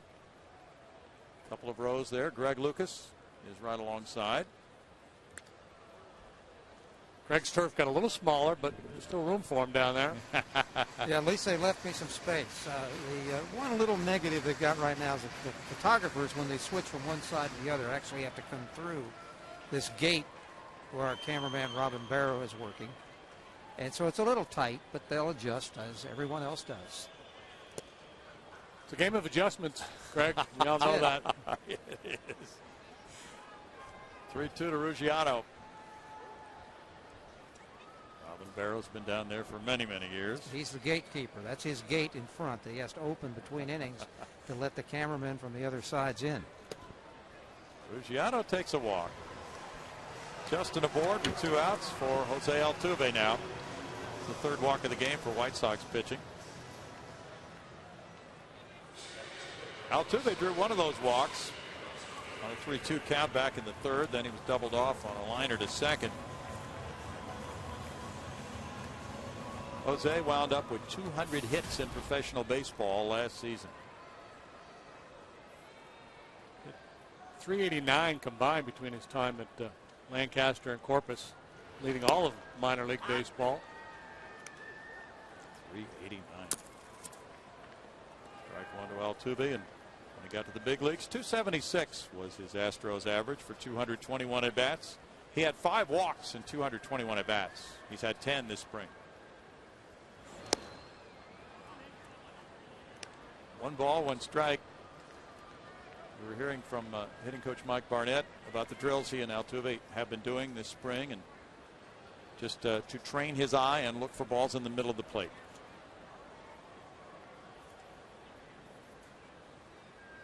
And it was a good way of explaining how he did it when we heard from him in the Florida portion of spring training. JD, they put 7 baseballs from side to side across the plate. 2 of them hung off the edges of the plate a little bit, but the idea of the drill is just to stand there and look at the ball coming in and try to make it a decision to swing at one of those 3 balls in the middle. 1 hop throw from Pierzynski. There's a steal by Ruggiano. And that was the whole purpose of that drill that has trained his eye and has translated into more walks for Jose. Ruggiano battling for a spot on this club to show what he can do. Able to steal the bag, got a break with a bad pitch. Yeah, it'll be interesting going forward to see if Altuve is able to increase his walks in any significant way. A lot of people think that it's almost impossible to do that, to take a guy who's always been a free swinger, but early indications are that it's going to work. I mean, my goodness, the numbers in spring training are pretty impressive. Well, he really believes in it. I guess the question is, how much does it sacrifice, how much does it change his approach in terms of being aggressive when he does attack in the strike zone? I guess that's what Mike Barnett would tell him. Look, we want you to be patient, we want you to be disciplined, but you get a pitch over the plate, go ahead and take a whack at it. Exactly. It can be a little mystifying for a young player who's had so much success in the minor leagues. And 389, that's a whole lot of success. 400 in A-ball last year, and then to come up here and to be told, we want you to make some changes. Wait a minute. True. I'm a 400 hitter. I'm Ted Williams. What do you mean? Well, he had a 297 major league on base average. Right. And then it's just about the approach to watching a player play. Now another full count, his 2nd of the game. And if nothing else, he's forcing the pitcher to work a little bit harder than in many of his at-bats last season.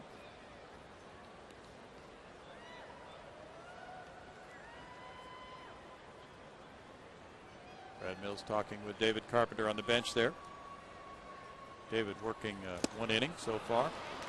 And we'll see who comes out for the 6th as the 5th ends with the strikeout for Jones and a 0 for the White Sox right-hander and a 4-1 White Sox lead.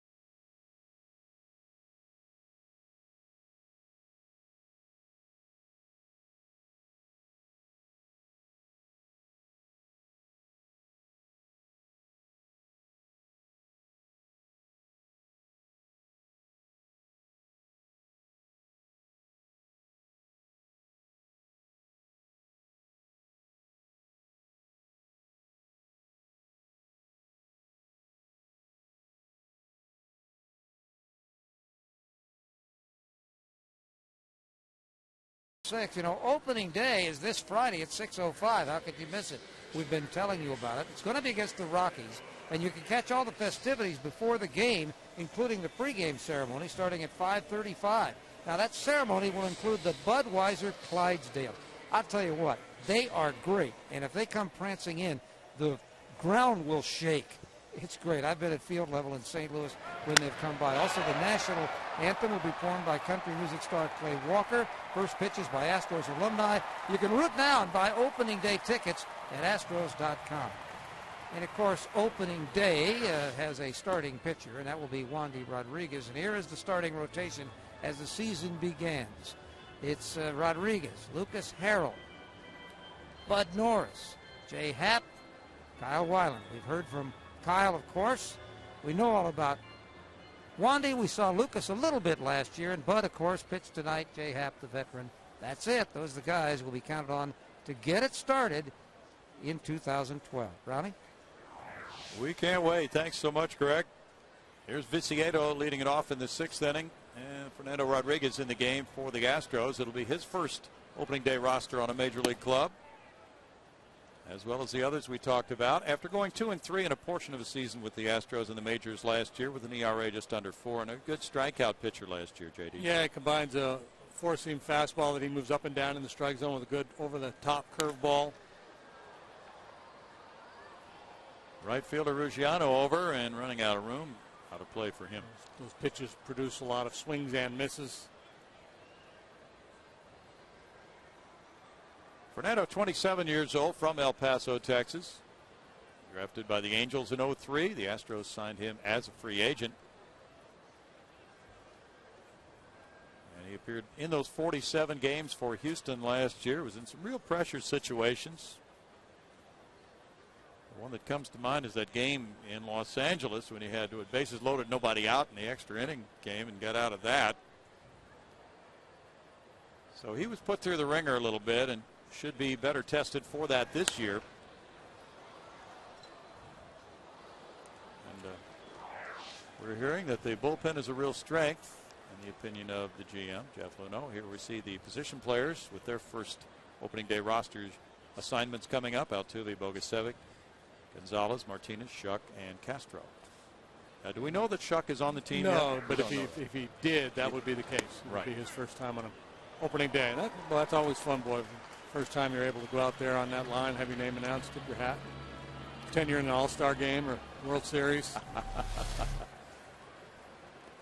There's that big over-the-top curveball you told us about. And it froze him. Viciedo down for a strikeout. That's number 5 of the game for Astros pitching. Beckham has walked both times. He'll be swinging this, AB. You know it. Suspect this will be his last at-bat of the game. Imagine Robin Ventura will make some moves here shortly. David Carpenter in 1 inning allowed 2 hits, 2 runs with a walk and no strikeouts. Fernando spots the fastball on the outside edge to make it 1-1. It's a different look, of course, in that younger starting rotation for the Astros with Brad Myers now the closer. And it's a 2-ball, 1-strike count.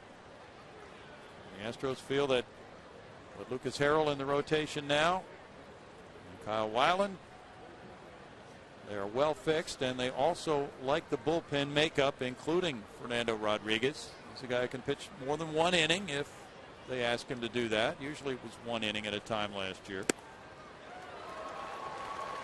2 balls, 2 strikes.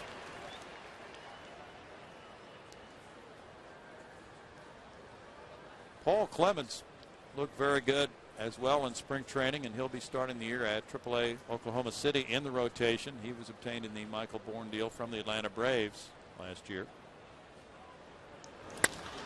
Lined over second and out into right center field. Ruggiano over to play it. Big turn by Beckham, and he was swinging the bat as JD thought, and he did reach for the 3rd straight time. Nice night for him, working a couple of walks and a good solid off-field base hit. Didn't get too greedy there, just willing to punch that ball the other way.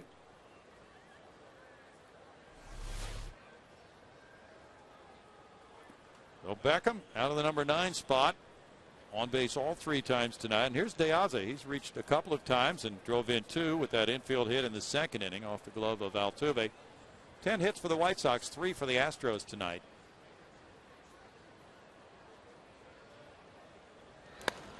bunted and foul. Well, JD, as we preview the season, the National League Central Division is where the Astros reside for one more year. The White Sox are in the American League Central. Detroit is supposed to be the kingpin in the AL Central. Who would you say you would pick to win the NL Central this year? Well, with Pujols and Fielder both leaving the division, Chris Carpenter hurt, there's been a lot of change in the Central. I guess if I had to make a pick right now, I would pick, I don't know. Good pick. I still like Milwaukee. I like their pitching. I think Greinke's going to be better than he was last year. And there are some of the changes. Pujols, of course, gone. Carpenter has to be a major concern. Matt Gamble takes over for Prince Fielder. Latos comes to the Reds, as did Ryan Madson, but Madson's out for the year.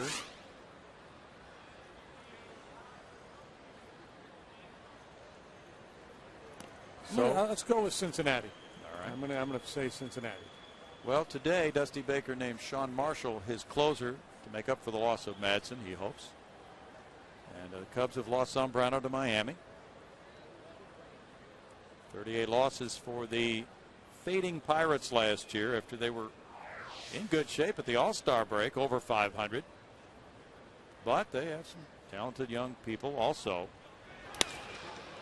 Pitchers ran out of gas last year. You're right. That's exactly guys what were all pitching so well.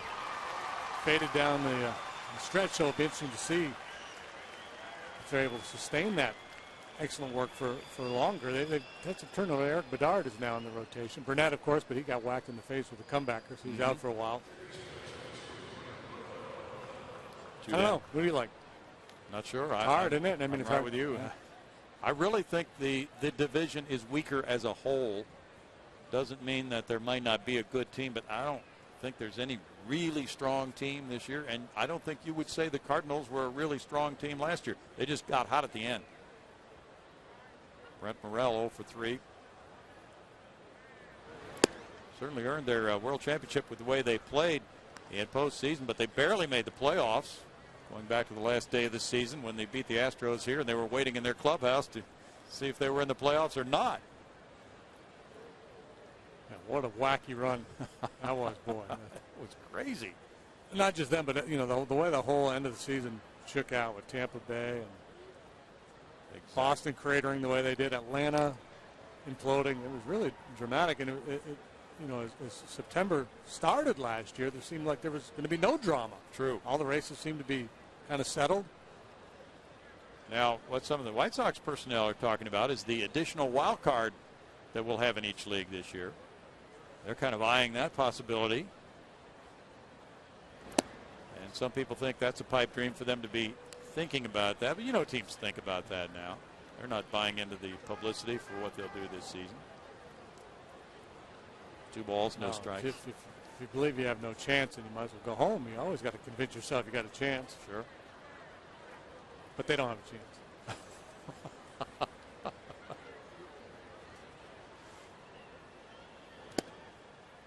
Strike there. That makes it 2-1. Seems to me like the wild cards in the American League are going to come in the East and the West, right? You get the Yankees, Boston, Tampa Bay, Toronto, a team worth keeping an eye on. Yes. And then Texas and Anaheim out west. Exactly. Now, those two teams could wind up with high victory totals. Of course, anybody could, but they have 2 weak sisters in their division, and they play them often, Oakland and Seattle. Off the end of the bat, near the right field line, that loop's just foul. And it's 2-2. Yeah, it's really easy to sit here and say, well, such and such a division is strong, this one's weak. Who knows? There'll be a million things that'll develop that you could not possibly have foreseen. So we'll have fun watching it play out. The Nationals optioned John Lannon today. Oh, really? Yeah. Well, I thought he had a spot in the rotation with the injury to Chen-Min Wong. So they optioned him and added Herr Detweiler to their rotation. Okay. That's Detweiler.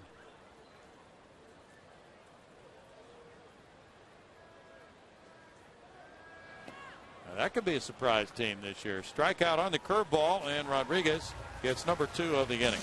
To end it in the sixth for the White Sox, no runs a hit and a man stranded. It is still Chicago over Houston, 4-1.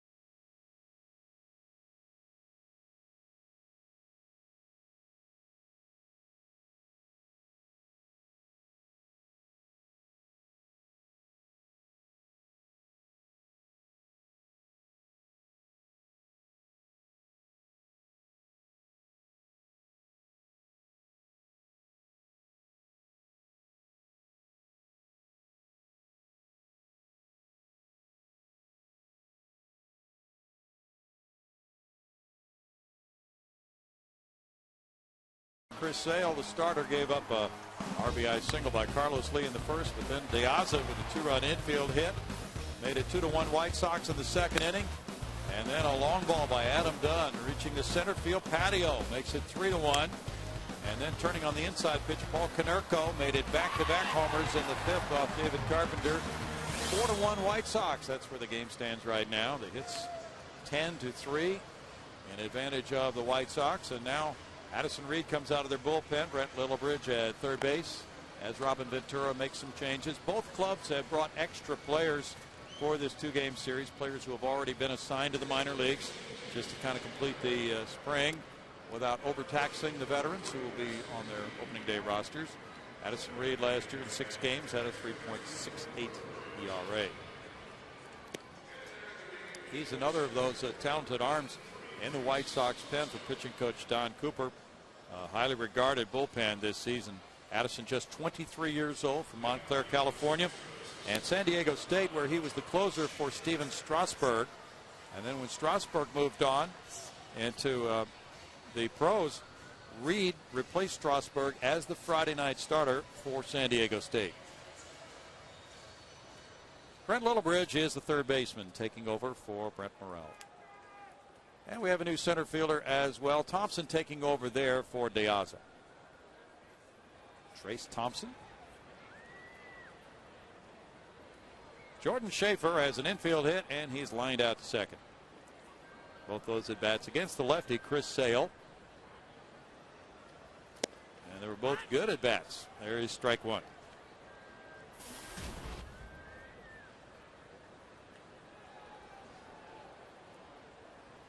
Schaefer patrols center field very capably. And in this ballpark, that's what teams are looking for. That one caught the inside corner. Very good pitch, and it's 0-2. That couldn't have been a lot of fun to play San Diego State in those days.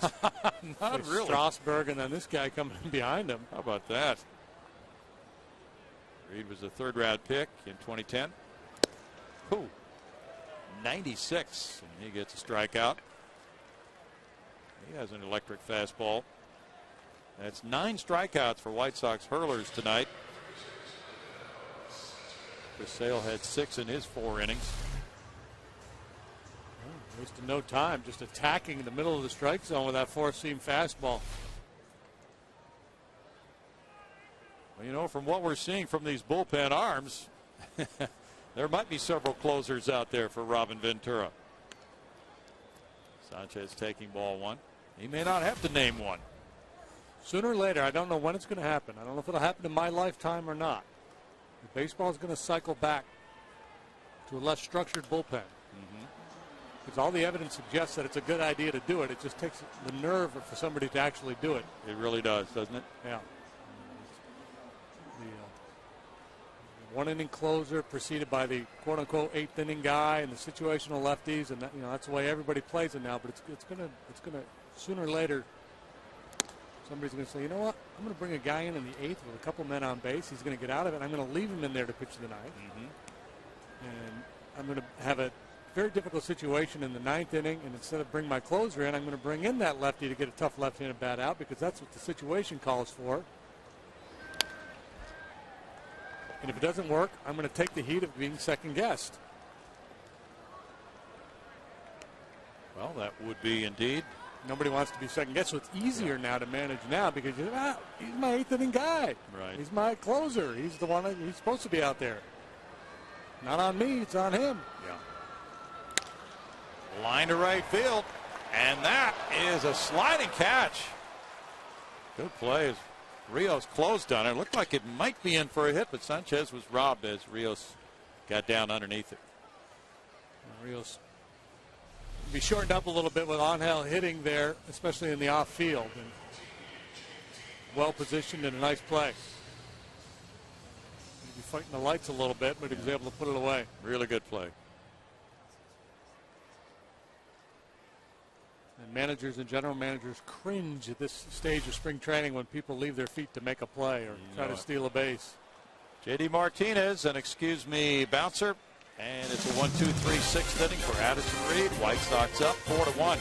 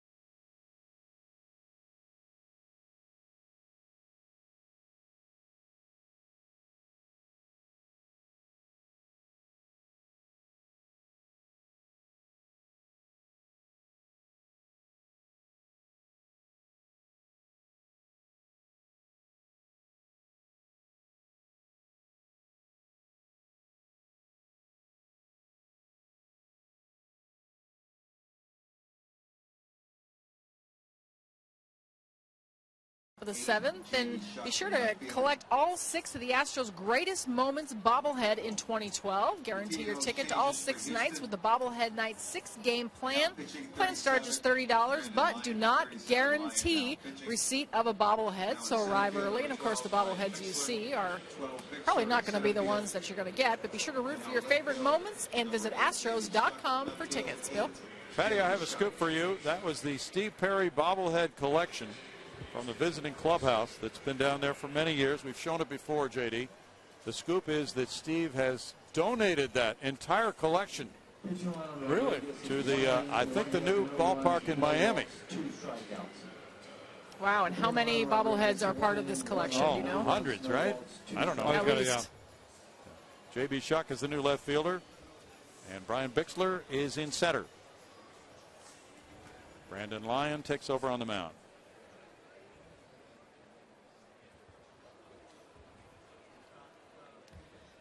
And welcome back, 4-1, top of the 7th. Be sure to collect all 6 of the Astros' greatest moments bobbleheads in 2012. Guarantee your ticket to all 6 nights with the Bobblehead Night 6-game plan. You take a look at all those bobbleheads. Granted, those will not be part of it, but there are some great ones coming up. The plan starts just $30 and do not guarantee receipt of a bobblehead, so come early, root for your favorite moments, and visit Astros.com for tickets. That was a lot of bobbleheads, guys. You bet it was. Thank you, Patty. And here's Brandon Lyon on the mound now, throwing ball 1 to Adam Dunn, who has a single and a homer tonight. Towering home run to center field to the patio area. And he fouls that one back. We had a chance to chat with Adam before the game tonight. Always good to see him. Brandon Lyon had only 15 appearances last year before having that surgery on his right shoulder, JD. Yeah, just tough start to the season for him. Ineffective, but hurt. And tried to kind of gut it out and work his way through it. It just didn't pan out for him, so opted for the surgery. But feels good now, threw the ball well this spring. Brad Mills talking while we were in Florida about how pleased he was with the way the ball was leaving Brandon's hands. Nice and easy delivery. And with a team with so many young guys, it's nice to have that veteran presence out there in the pen. Boy, it is. He had that biceps tendon move in his right shoulder area. It's not the usual type surgery a pitcher would have. In fact, I believe it was Dr. James Andrews who performed the surgery, and his staff is seeking information from Brandon Lyon on how things go after the surgery. They just hadn't done that surgery very much. So Brandon's giving them some feedback, and things have gone well.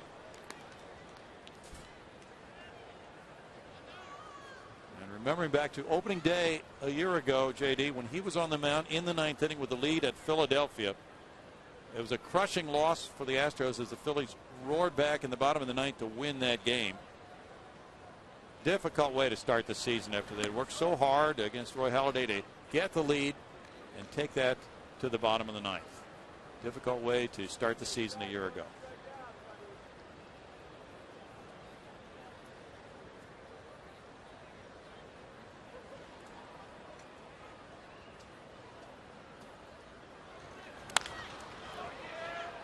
Out to second base as the shift is on. It's the shortstop, Angel Sanchez there. As Lyon had to try to flag it down up the middle. And when you lose 106 ball games, you lose games in all kinds of ways.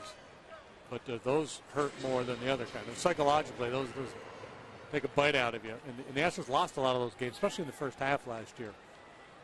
Before Mark Melanson settled in. Did a pretty nice job. He may wind up as the Boston closer now. Paul Konerko homered in the 5th inning. The Brad Mills club with 25 saves and 50 opportunities. Not the kind of percentage he is looking for this year, certainly. Late innings have presented some difficult challenges after the injury to Brandon Lyon. And just a lack of save situations for several days at a time. The Astros could go into the 9th inning without a lead in that most difficult of the years they've ever had in their 50 years. So they hope that things will go much, much better after the 6th inning this year. Tapped and Chris Johnson comes over. 2 down. Well, that could do so much for this club, though, JD, with the likes of Brandon Lyon, we'll say, pitching the 8th, and Brett Myers, who had the one good year in his only year as a closer, getting the 9th, and then you've got a David Carpenter or, Fernando Rodriguez or Reiner Cruz or whoever to set up before those innings, and that could make for a different season in many ways in the late innings. Yeah, Jeff Luhnow today is saying that he felt pretty comfortable with the bullpen makeup right now. Likes some of the younger arms that will work before the veterans. It's interesting because normally you think about the 8th and 9th inning guys being the more of the power arms, but with the Astros, that's not the case. Lyon and Myers both really control guys who don't blow you away. Good point. 2-0 to Pierzynski. He seems ageless. Still catches a lot. He's 35 now.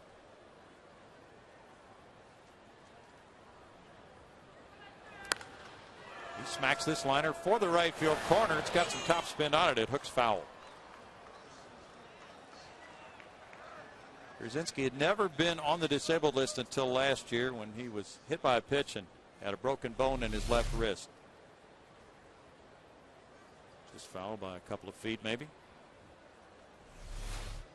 AJ hit 287 last season. He's a 288 career hitter.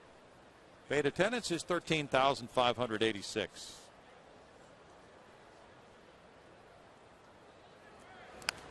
Day baseball tomorrow. 105 start for former Rice Owl right-hander Philip Humber and Jay Happ.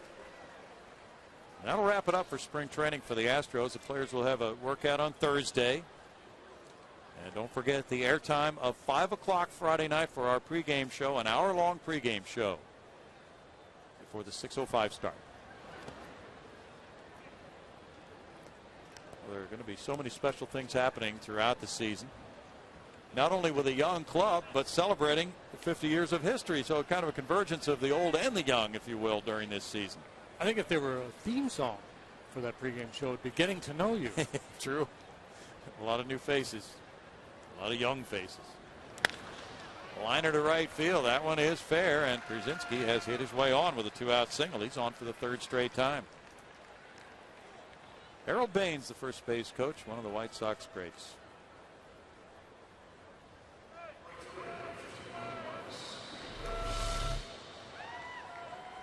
hanging something. Might have been a fastball, just not a lot of life, and in a bad spot. JD, I liked your suggested name for a sandwich to be named after you, the hanging slider. Yeah, Brian Caswell was here at the luncheon today, and Brian has a number of food outlets here in the ballpark. A renowned chef, and I suggested the hanging slider because he does. He has a grill where they make sliders and such. Seems like a natural, doesn't it? It does. Pitch runner Andy Wilkins takes over at first for Pierzynski with Rios batting. Well, maybe Brian will break one out. That'd be fun.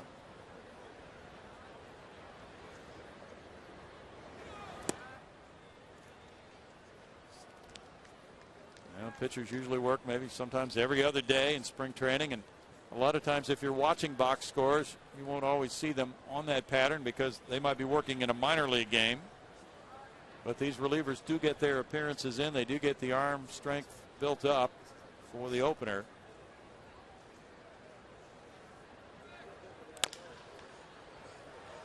That's tapped, and Chris Johnson comes over trying to get a grip, but not in time. There was a little bobble there when he tried the transfer between the glove hand and the bare hand and couldn't quite get a grip on it to make that throw to get Rios. Ruled the base hit. Kind of a do-or-die play there for CJ.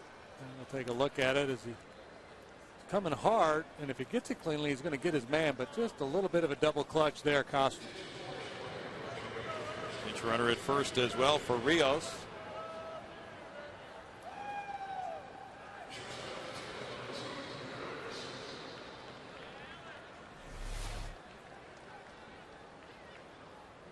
So a hit for Rios, 2 men on, and it's Ramirez. Alexei 1 for 3. Not only a good hitter, but a good fielder among American League shortstops, ranking very high. He's 30 years old. Drove in 70 last year. He's from Cuba. Viciedo is from Cuba.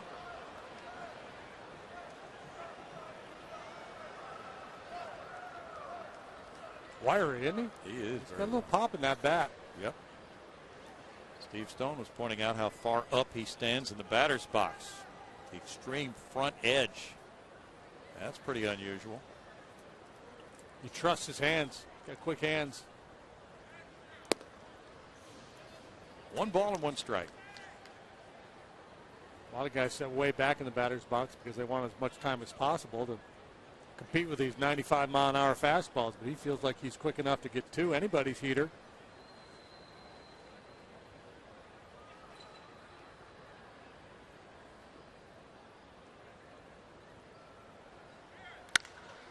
That one goes out to center field. Ryan Bixler there to end the White Sox 7th with no runs, a couple of hits, and 2 men left. 4-1 Sox.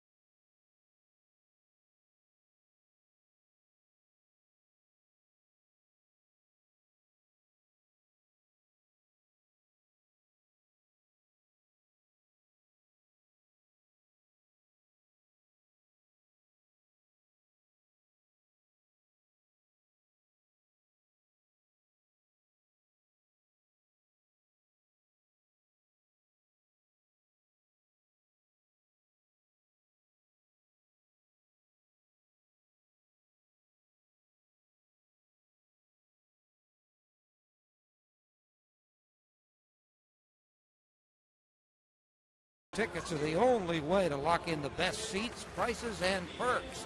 Lock in the best available pricing and added benefits, including discounts from regular ticket prices and exclusive events and access to Astros management personnel.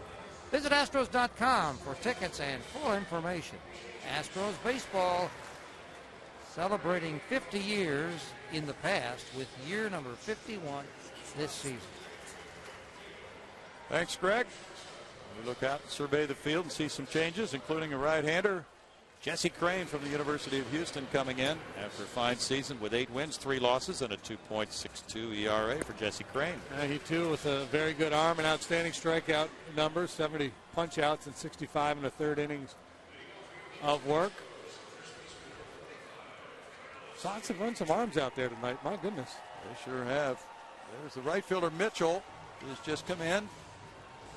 Jared Mitchell in right, new shortstop as well. Eduardo Escobar, rather. And Crane becomes pitcher number 4. Addison Reed had a 1-2-3 6th inning with 1 strikeout. There's Escobar at short. Still Littlebridge at third as the Sox lead 4-1. Carlos Lee has an RBI single and a walk. Somebody's going to hear that Crane was pitching at Minute Maid Park and think, see, the guy bought the team and now he's out there pitching. Yeah. Well, we have a story about Jim Crane as Jesse pitches. Jesse, 30 years old. Towering pop behind the plate. And Hector Jimenez, by the way, has gone in to catch with Andy Wilkins playing first base now for the Sox. There's an old Astro farmhand. Yep. Hector. That's right. Switch hitting catcher. Hector's bounced around from organization to organization. Jesse Crane pitched 67 times last year. He had 24 holes and struck out 70 in 65 innings in a very good year. So he's another of those bullpen arms, and Robin Ventura has them stacked up in pretty good readiness for the American League season to open for his club on Friday. Well, Jim Crane played catch today with Joe Smith before this game. Jim Crane, the Astros owner, was on a talk show, and Joe Smith there in the jacket called in. And Joe Smith said to Jim Crane on the radio, give me 3 reasons why I should renew my season tickets. And Jim gave him 3 good reasons. And Joe said, all right, I'll do it if you'll play catch with me at Minute Maid Park before a game. So there Jim Crane came in to cement the deal and get Joe Smith to renew. That's leadership right there, Brownie. Well, there's another part of the story that's really good. Unfortunately, Joe Smith's father passed away a few days ago, we understand, but he had his father's glove. Joe works for UPS, and Jim Crane used Joe Smith's father's glove to play catch. And we understand Joe's father played for Cleveland at one time. So a good story, and Patty Smith's going to have that on Astros Insider. High drive to center field by Carlos Lee, and that turns into out number 1. Jim was at the luncheon today, and boy, he's had just a whirlwind spring. Learned a lot about the various people in this organization, and it's interesting to watch this thing evolve, JD. There are so many people not only on the field but in the office of this organization. Quite a turnover from last year, a year ago. Now Chris Johnson 0 for 2 with a couple of punch outs. And Jim flashing his old form there. He was a very good college pitcher at Central Missouri. He punched out 18 in the Division II College World Series game back in the day. Yes, he did. He did. Very good pitcher. He's from the St. Louis area, went to high school there. Off the end of the bat and caught. Beckham went up, and Johnson with a bid for a hit, but that's denied for out number 2.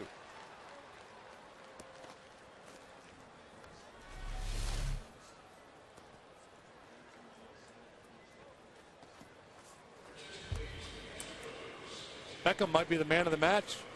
Might be.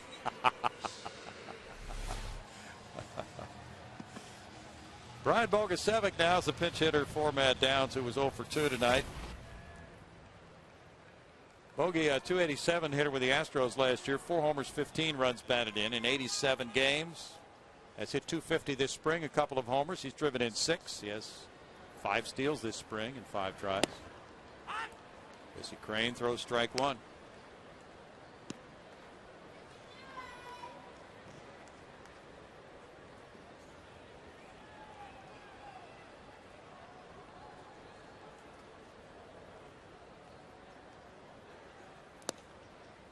Was there a better moment last year than Bogusevic's walk-off grand slam to beat the Cubs? Can't think of one, J.D. Couldn't have been, huh? That was fun. It was really special in this ballpark to end a 7-game losing streak.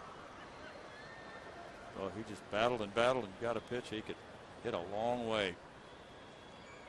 Needed all of them, too. Needed all 4 of those runs. That's exactly right.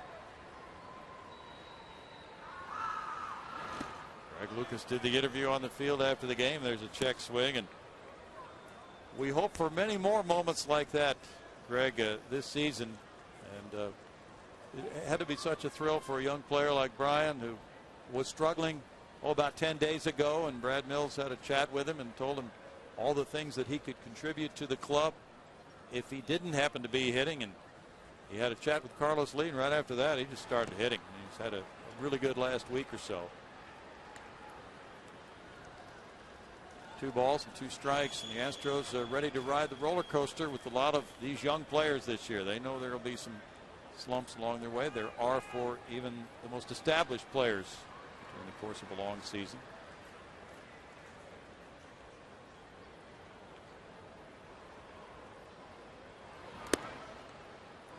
Now a full count to Bogey. Jesse Crane was drafted by the Twins in 2002. Jason Castro, all smiles, had a solid spring, hit a home run against the Tigers in Lakeland a few days ago. That's where he hurt his knee a year ago and was out for the season. What a difference for Jason Castro. Crane gets a strikeout, and in the 7th inning, he goes 1-2-3 through the Astros. And after 7, White Sox lead at 4-1.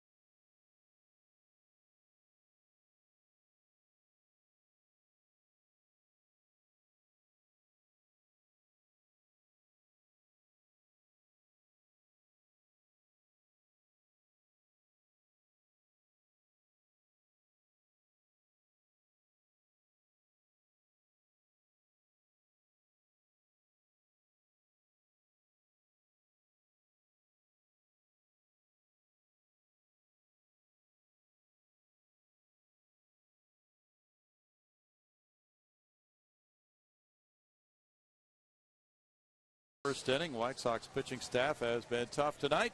The Astros make some changes now. There is Brett Wallace in the game at third base for Chris Johnson. And from minor league camp, Brett Wallace, who will begin the season at AAA Oklahoma City. Jonathan Singleton from minor league camp takes over at first base for the Astros from Carlos Lee. He's ranked the top prospect in the Astros organization by Baseball America. Wilton Lopez is in the game. 73 games last year brought him a 2-6 record, a 2.79 ERA. First pitch hit to center field. Bixler backing on it. Way back, almost to the base of the hill. For a long out, number 1. Yeah, we heard this kid, Ciedo, had a little pop in the bat, and he put a good swing on that one. He just hit it to the wrong part of the ballpark. Bad aim. Not a bad idea up there hacking, though. Wilton Lopez throws first pitch strikes a high percentage of the time. Hardly walks anybody, so you might as well take a whack at it.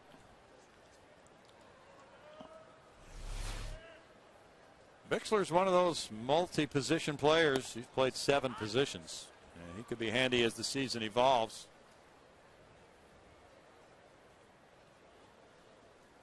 Strike 1 to Beckham. Beckham's been on all 3 times. 2 walks and a single for Gordon. He rips that one and it's caught by Brett Wallace. Hard line drive by Beckham. It's quite a night for him.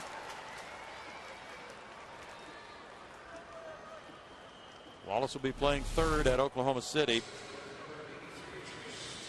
Yeah, had some hair on it.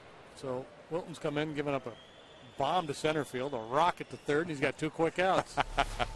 Well, he doesn't walk people. Gives his fielders a chance to make plays.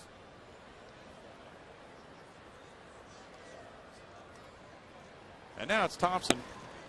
Thompson taking strike 1. Trace Thompson last year, quite a year with 24 home runs. 87 runs batted in the minor leagues.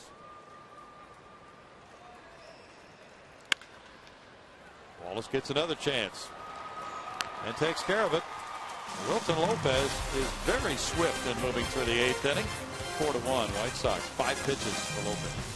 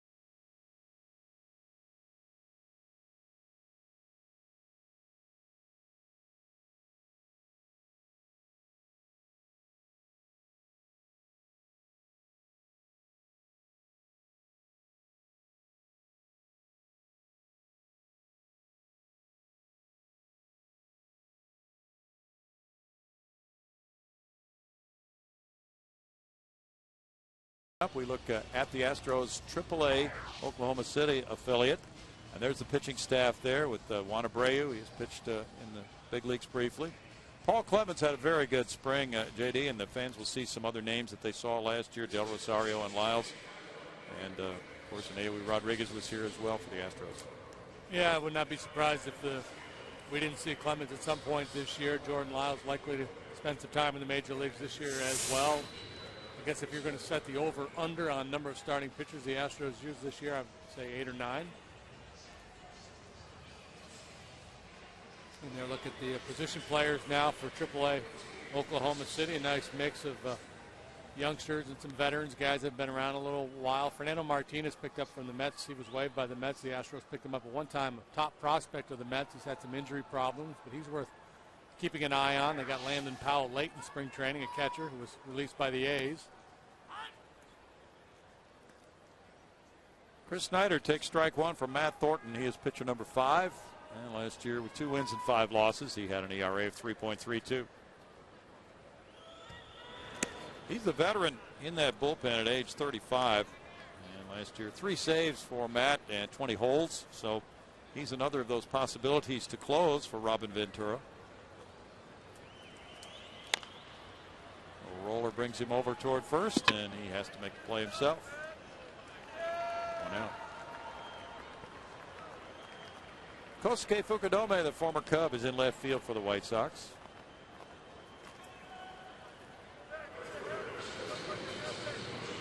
Justin Ruggiano comes around for the 3rd time. He grounded out in the 2nd. He walked and stole a base in the 5th. Well, it's got to be nervous time for a player like Justin Ruggiano to See if he makes this opening day roster here in the next few hours. There's ball one. Yeah, and you can't talk your way into it. All you got to do is go out and play and hope for the best.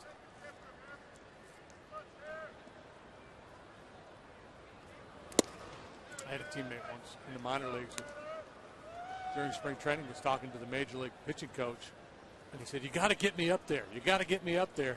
It was Johnny Padres with the Phillies, and Pod said, "I got nothing to do with it. You got to pitch your way up here."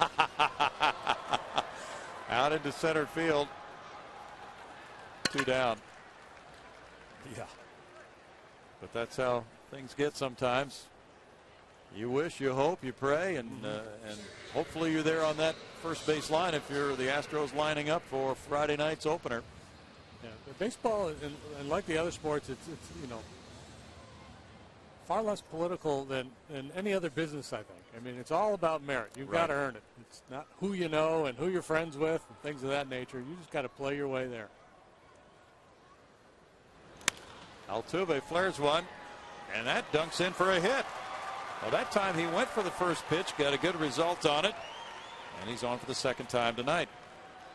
After working a couple of 3-2 counts with a walk and a strikeout, here's the Astros' first hit since inning number 1.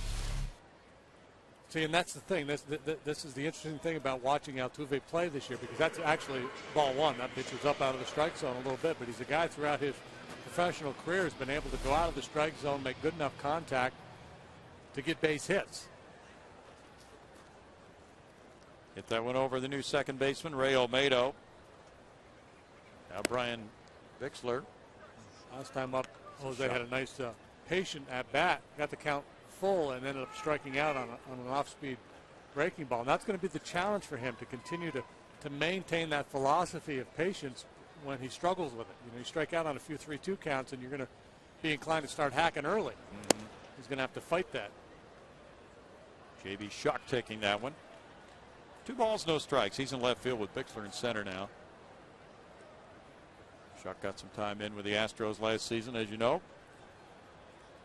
Hitting .241 this spring. He's driven in 6. And he bangs out a looping line drive hit to center field. This is what Shuck can bring, and we're not sure if he'll make the Astros opening day club on Friday night, but he's been a good player off the bench.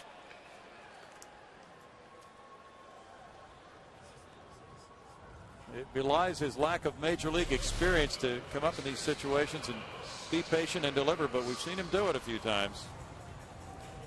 A very good plate discipline, and he's got a nice, simple approach to the plate. He doesn't overswing. Fairly quiet in the box. You saw him, he got that front foot down, but the hand stayed back. That's what allowed him to hang in there and put that good swing on that pitch from a tough lefty. Now Angel Sanchez, who's 1 for 3. Hit the ball on a line to right field last time, and Alex Rios made a very good sliding catch in right. Having that conversation with Brad Mills early in the game and talking about all the left-handed bats he has, and you would think that might work against J.B. Shuck a little bit, but that kind of that bat right there, and that's what Mills was saying. I don't care which way they swing as long as they're good hitters. If he can hit lefties, it doesn't matter. 2-0. Chris Snyder and Brad Mills talk it over.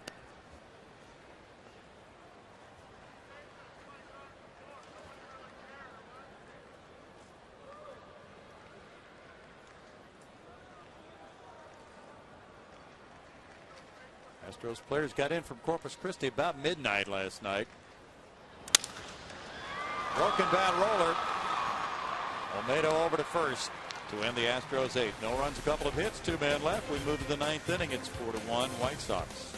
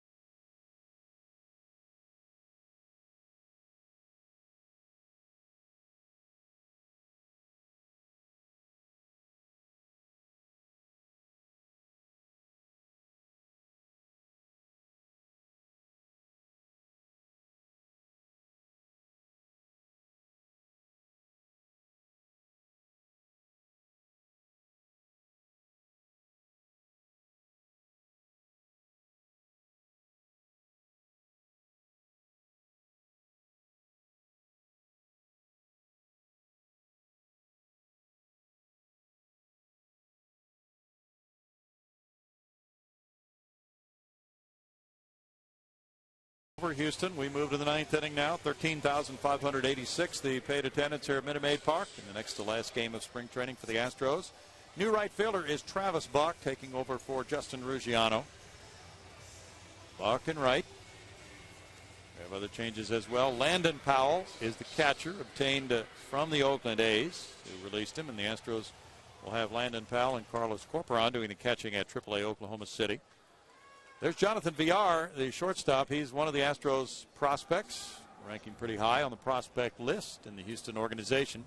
And Brett Myers, the closer, is in for the ninth. Throwing strike one. Rough year for Brett as a starter last year. Now he's the closer.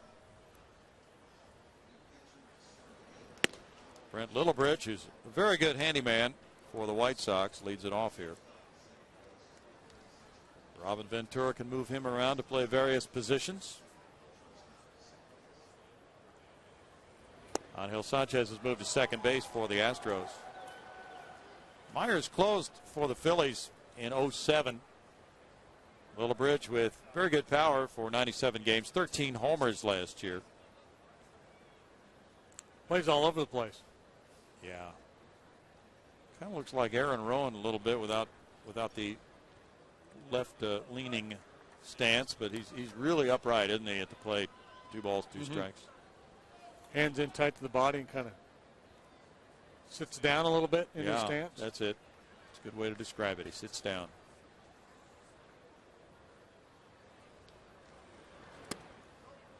Myers is going to be a different kind of closer in that we talked about it earlier with he and Line, not power guys who rely on command, and Myers the guy who really relies on mixing his pitches up, curveball, slider to go along with the fastball.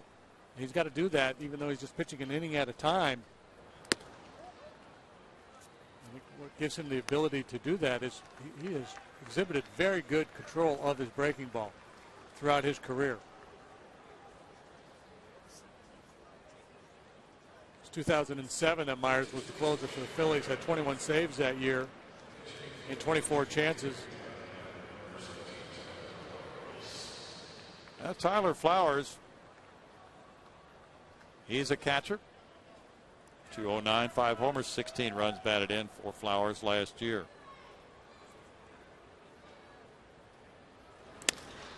He hits this one foul outside the left field line for strike one. Tough for Flowers to get a lot of playing time with Pierzynski playing so often for the White Sox, even at the advanced age. Tyler's 26 years old from Roswell, Georgia. The Braves drafted him, and they traded him to the White Sox in December of 08.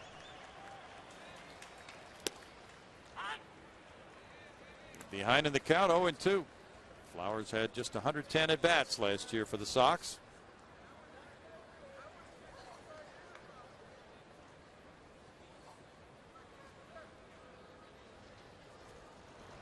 Would you say they're waiting for him to blossom? No doubt. He didn't blossom there. He wilted on a strikeout for Myers. There's that good breaking ball. Boy, wasn't it, though? Right on the inside corner.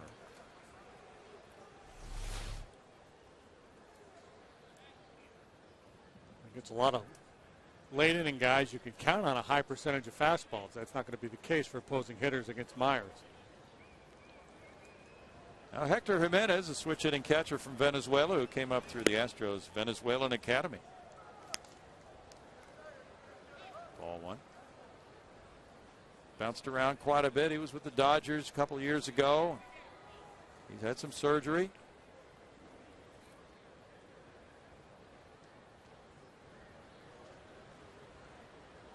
Runner takes off for second. No throw by Powell. Looking back at the home plate umpire, pitch was called ball 2 as Littlebridge stole second base.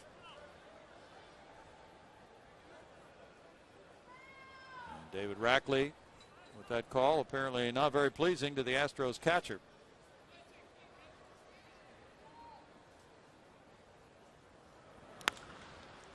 That one to shallow left. VR diving, can't quite get there. It's a hit. Stop sign at third base. Shuck throws into second. on the looping single by Jimenez. And Lillibridge, the base runner from second, could not afford to be too aggressive there. See him, he's out towards the shortstop position. He's in breakdown mode, ready to scramble back to second. Had Villar been able to pull off the circus catch. Nice effort, just a little bit shy.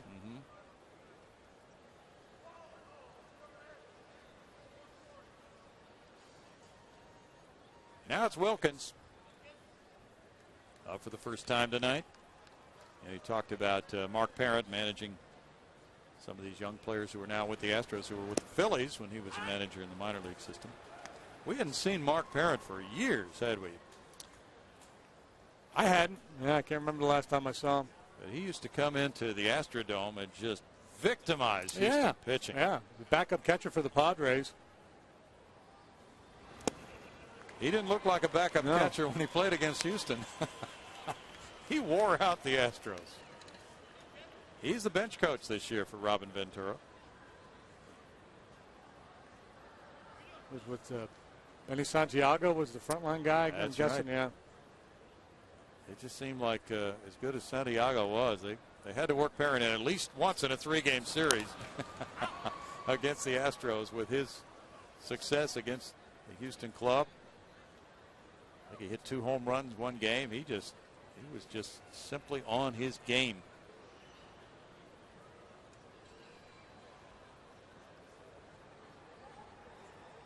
And that's usually bonus when the backup catcher comes in and hits like that.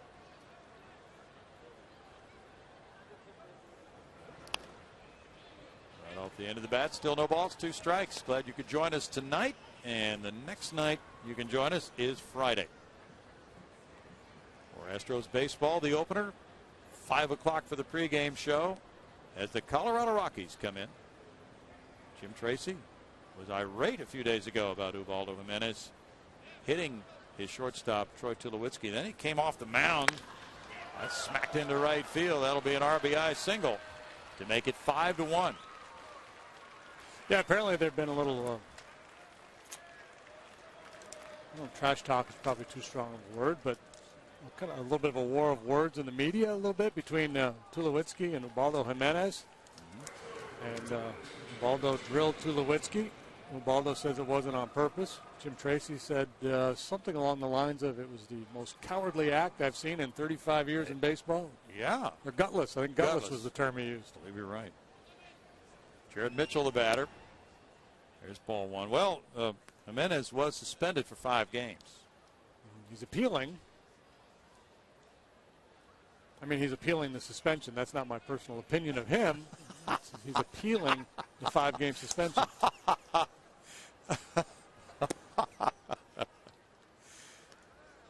2 balls, no strikes. Hey, congratulations to the Baylor Lady Bears. 40-0, that's pretty good. Oh, Kim Mulkey. Brittany Griner. Yes. She probably scored, poured in about 35 tonight, I'm guessing. Yeah. And she's a Houston area player. 2 balls and a strike. Just a special time. And, I was watching another baseball telecast the other day, and broadcasters were talking about that Baylor program is probably the best overall college program, considering men's and women's sports, that you can name. I hadn't thought about it that way. Really? Yeah. I don't know if I buy that. I don't know either, but, when you think about how the football program has gotten so strong, and now women's basketball now, the baseball program's usually been good down through the years. I don't know about all the other sports, JD. Was the football team good this year? Yeah. Oh, they had RG3. Yeah, they had RG3. Struck him out looking. Myers caught that toss back from his catcher with a bare hand. 2 outs.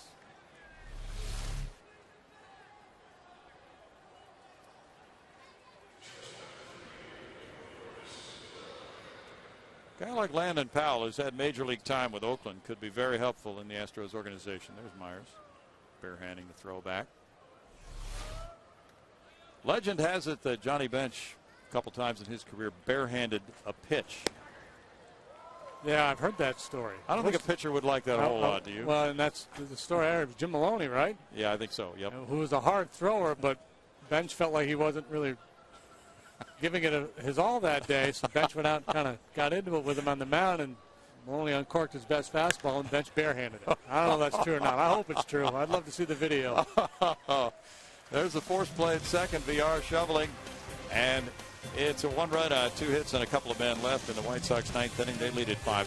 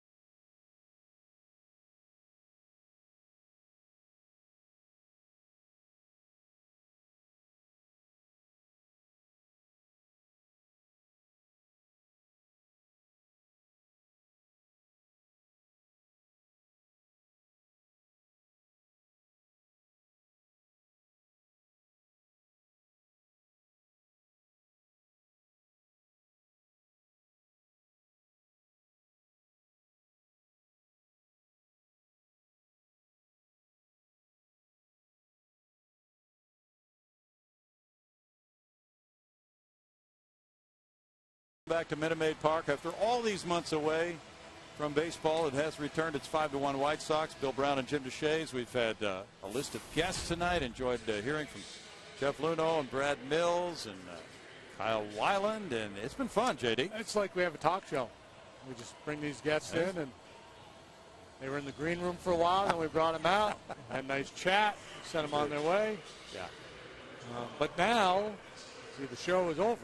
And the real stuff begins on Friday night. Oh, boy. The intensity will be ratcheted up many notches from where it has been tonight. Tonight, a laid-back evening of baseball. White Sox have really thrown the ball well.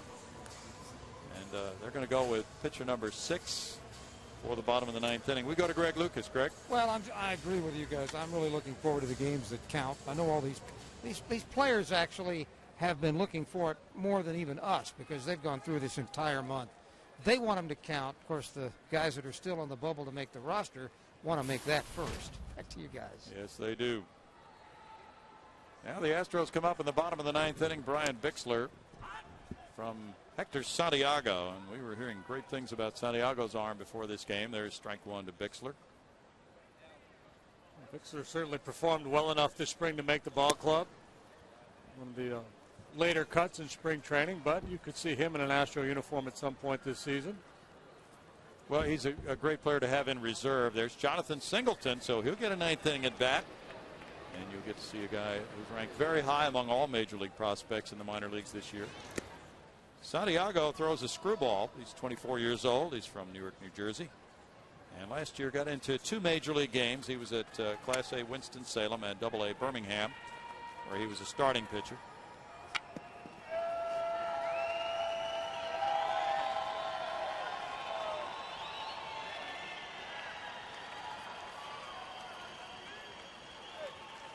Santiago throws in the mid-90s when things are going well for him with that Scroogey, which is an unusual off-speed pitch these days in baseball. To shortstop. One out for Santiago. Escobar with that play.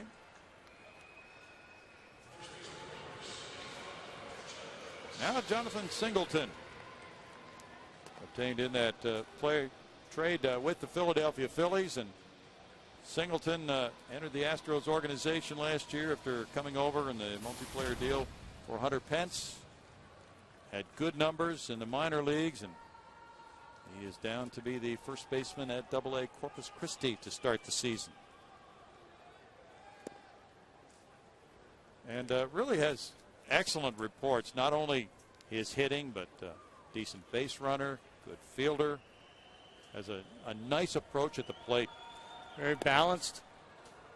A line drive machine who will develop more power. Good plate discipline. Seems to be on the fast track. Baseball America ranks him as the best first base prospect in the minor leagues. He was at Clearwater when he was traded to the Astros, and then he went to Lancaster. At Lancaster, he hit .333 in 129 at-bats. 2 balls and a strike. Jonathan was the top prospect in the South Atlantic League when he was there. Ranked very high on the Phillies list, so the Astros really had to have him to complete that deal.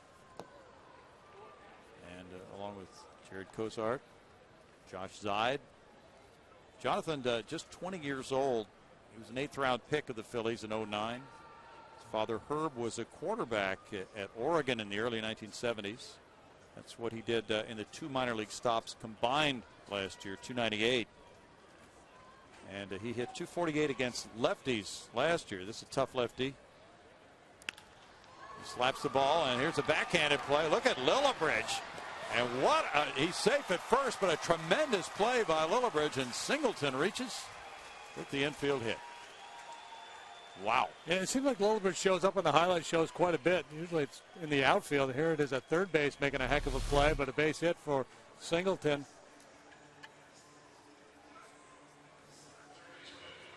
Singleton a big guy, but runs pretty well.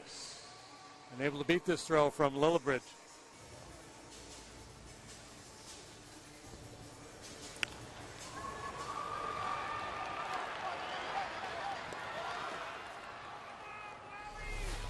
Singleton's aboard.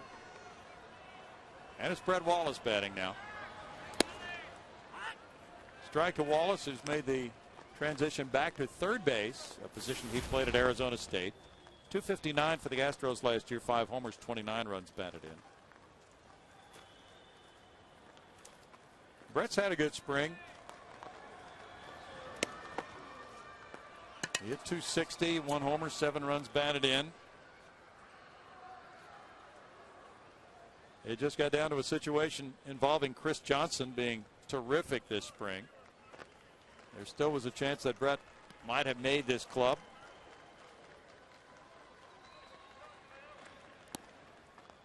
But he was disappointed, as you would expect, and as he said when he got the news that he was going to Oklahoma City.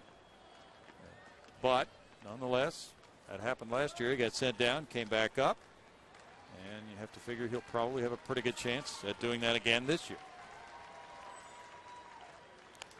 Well, you know, he's been working on his swing. They've been working very hard. He and Mike Barnett trying to retool his swing a little bit. And he's got very good bat speed. He's an awfully strong kid, and I think, you know, even though he'd prefer to be a bench guy in the big leagues, he is better served being an everyday player in AAA, because then he can implement those changes.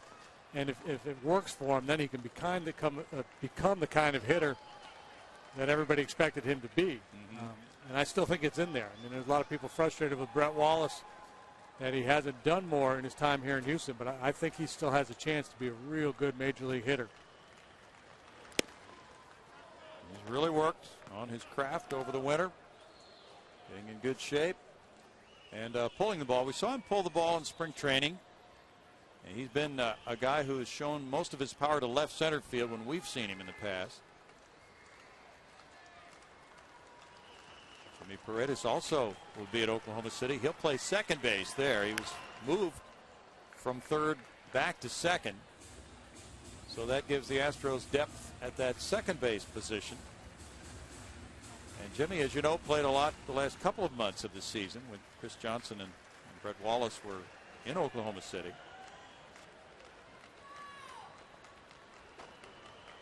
Just became a situation of evaluating players this spring, and Chris Johnson was the best. And as you said, the same thing applies to Paredes that applies to Brett Wallace. The Astros want him playing every day.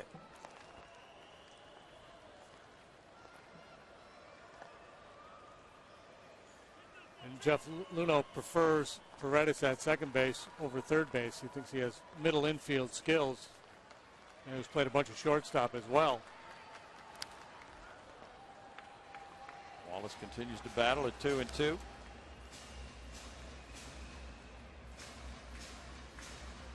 can see the thinking behind Paredes because he's a strong kid. He's got some pop, and if he could be average or above average defensively at second base and be a guy who turns into a gap hitter who gives you 15 home runs or so, it's pretty solid from the second base position along with the speed.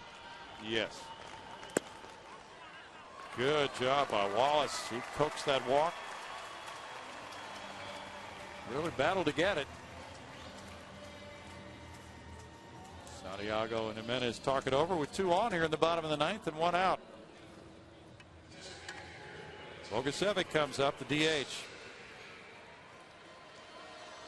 I think you're right about Paredes. From what we saw of him, he didn't seem to have the best instincts for third base, but he hadn't really played there until last year. More of a middle infielder in the past. The Astros got him from the Yankees. He had been a shortstop and second baseman there. And I think he has a chance to be more of a premium player offensively at second base than at third. He just didn't seem to be a big power hitter when he was here, but he's still a young player too. That could change.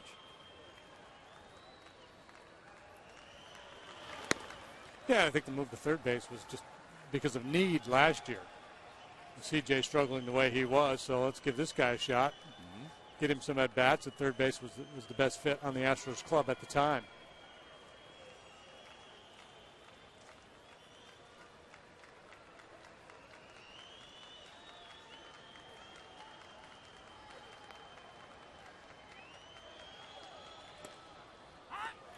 Strike there to Bogusevic.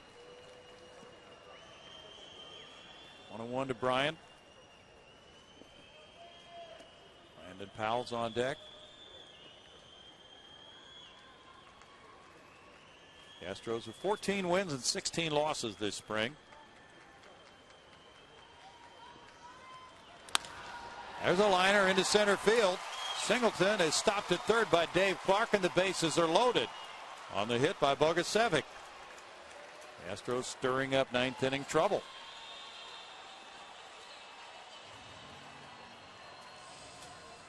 They didn't have a hit after the first inning until the 8th.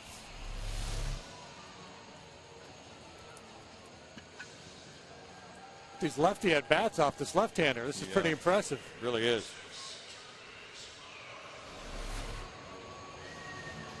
Now it's a Travis Buck. Landon Powell's on deck. So Buck is in this spot in the lineup. Another left-handed bat. Yeah. Taking away a screwball. Exactly. Buck at .311 this spring with 1 homer, has 4 runs batted in, formerly with Oakland and Cleveland. Line shot to the pitcher. Santiago to first. Double play to end it. That was an absolute BB. Caught by Santiago, and he turned it into a double play from 1-3 to end the game. The series of good at-bats continued throughout that inning. Here's another good one. Unfortunately for Buck, right back to the pitcher, and he turns it into a double play, but a good swing. White Sox win at 5-1. We'll be right back.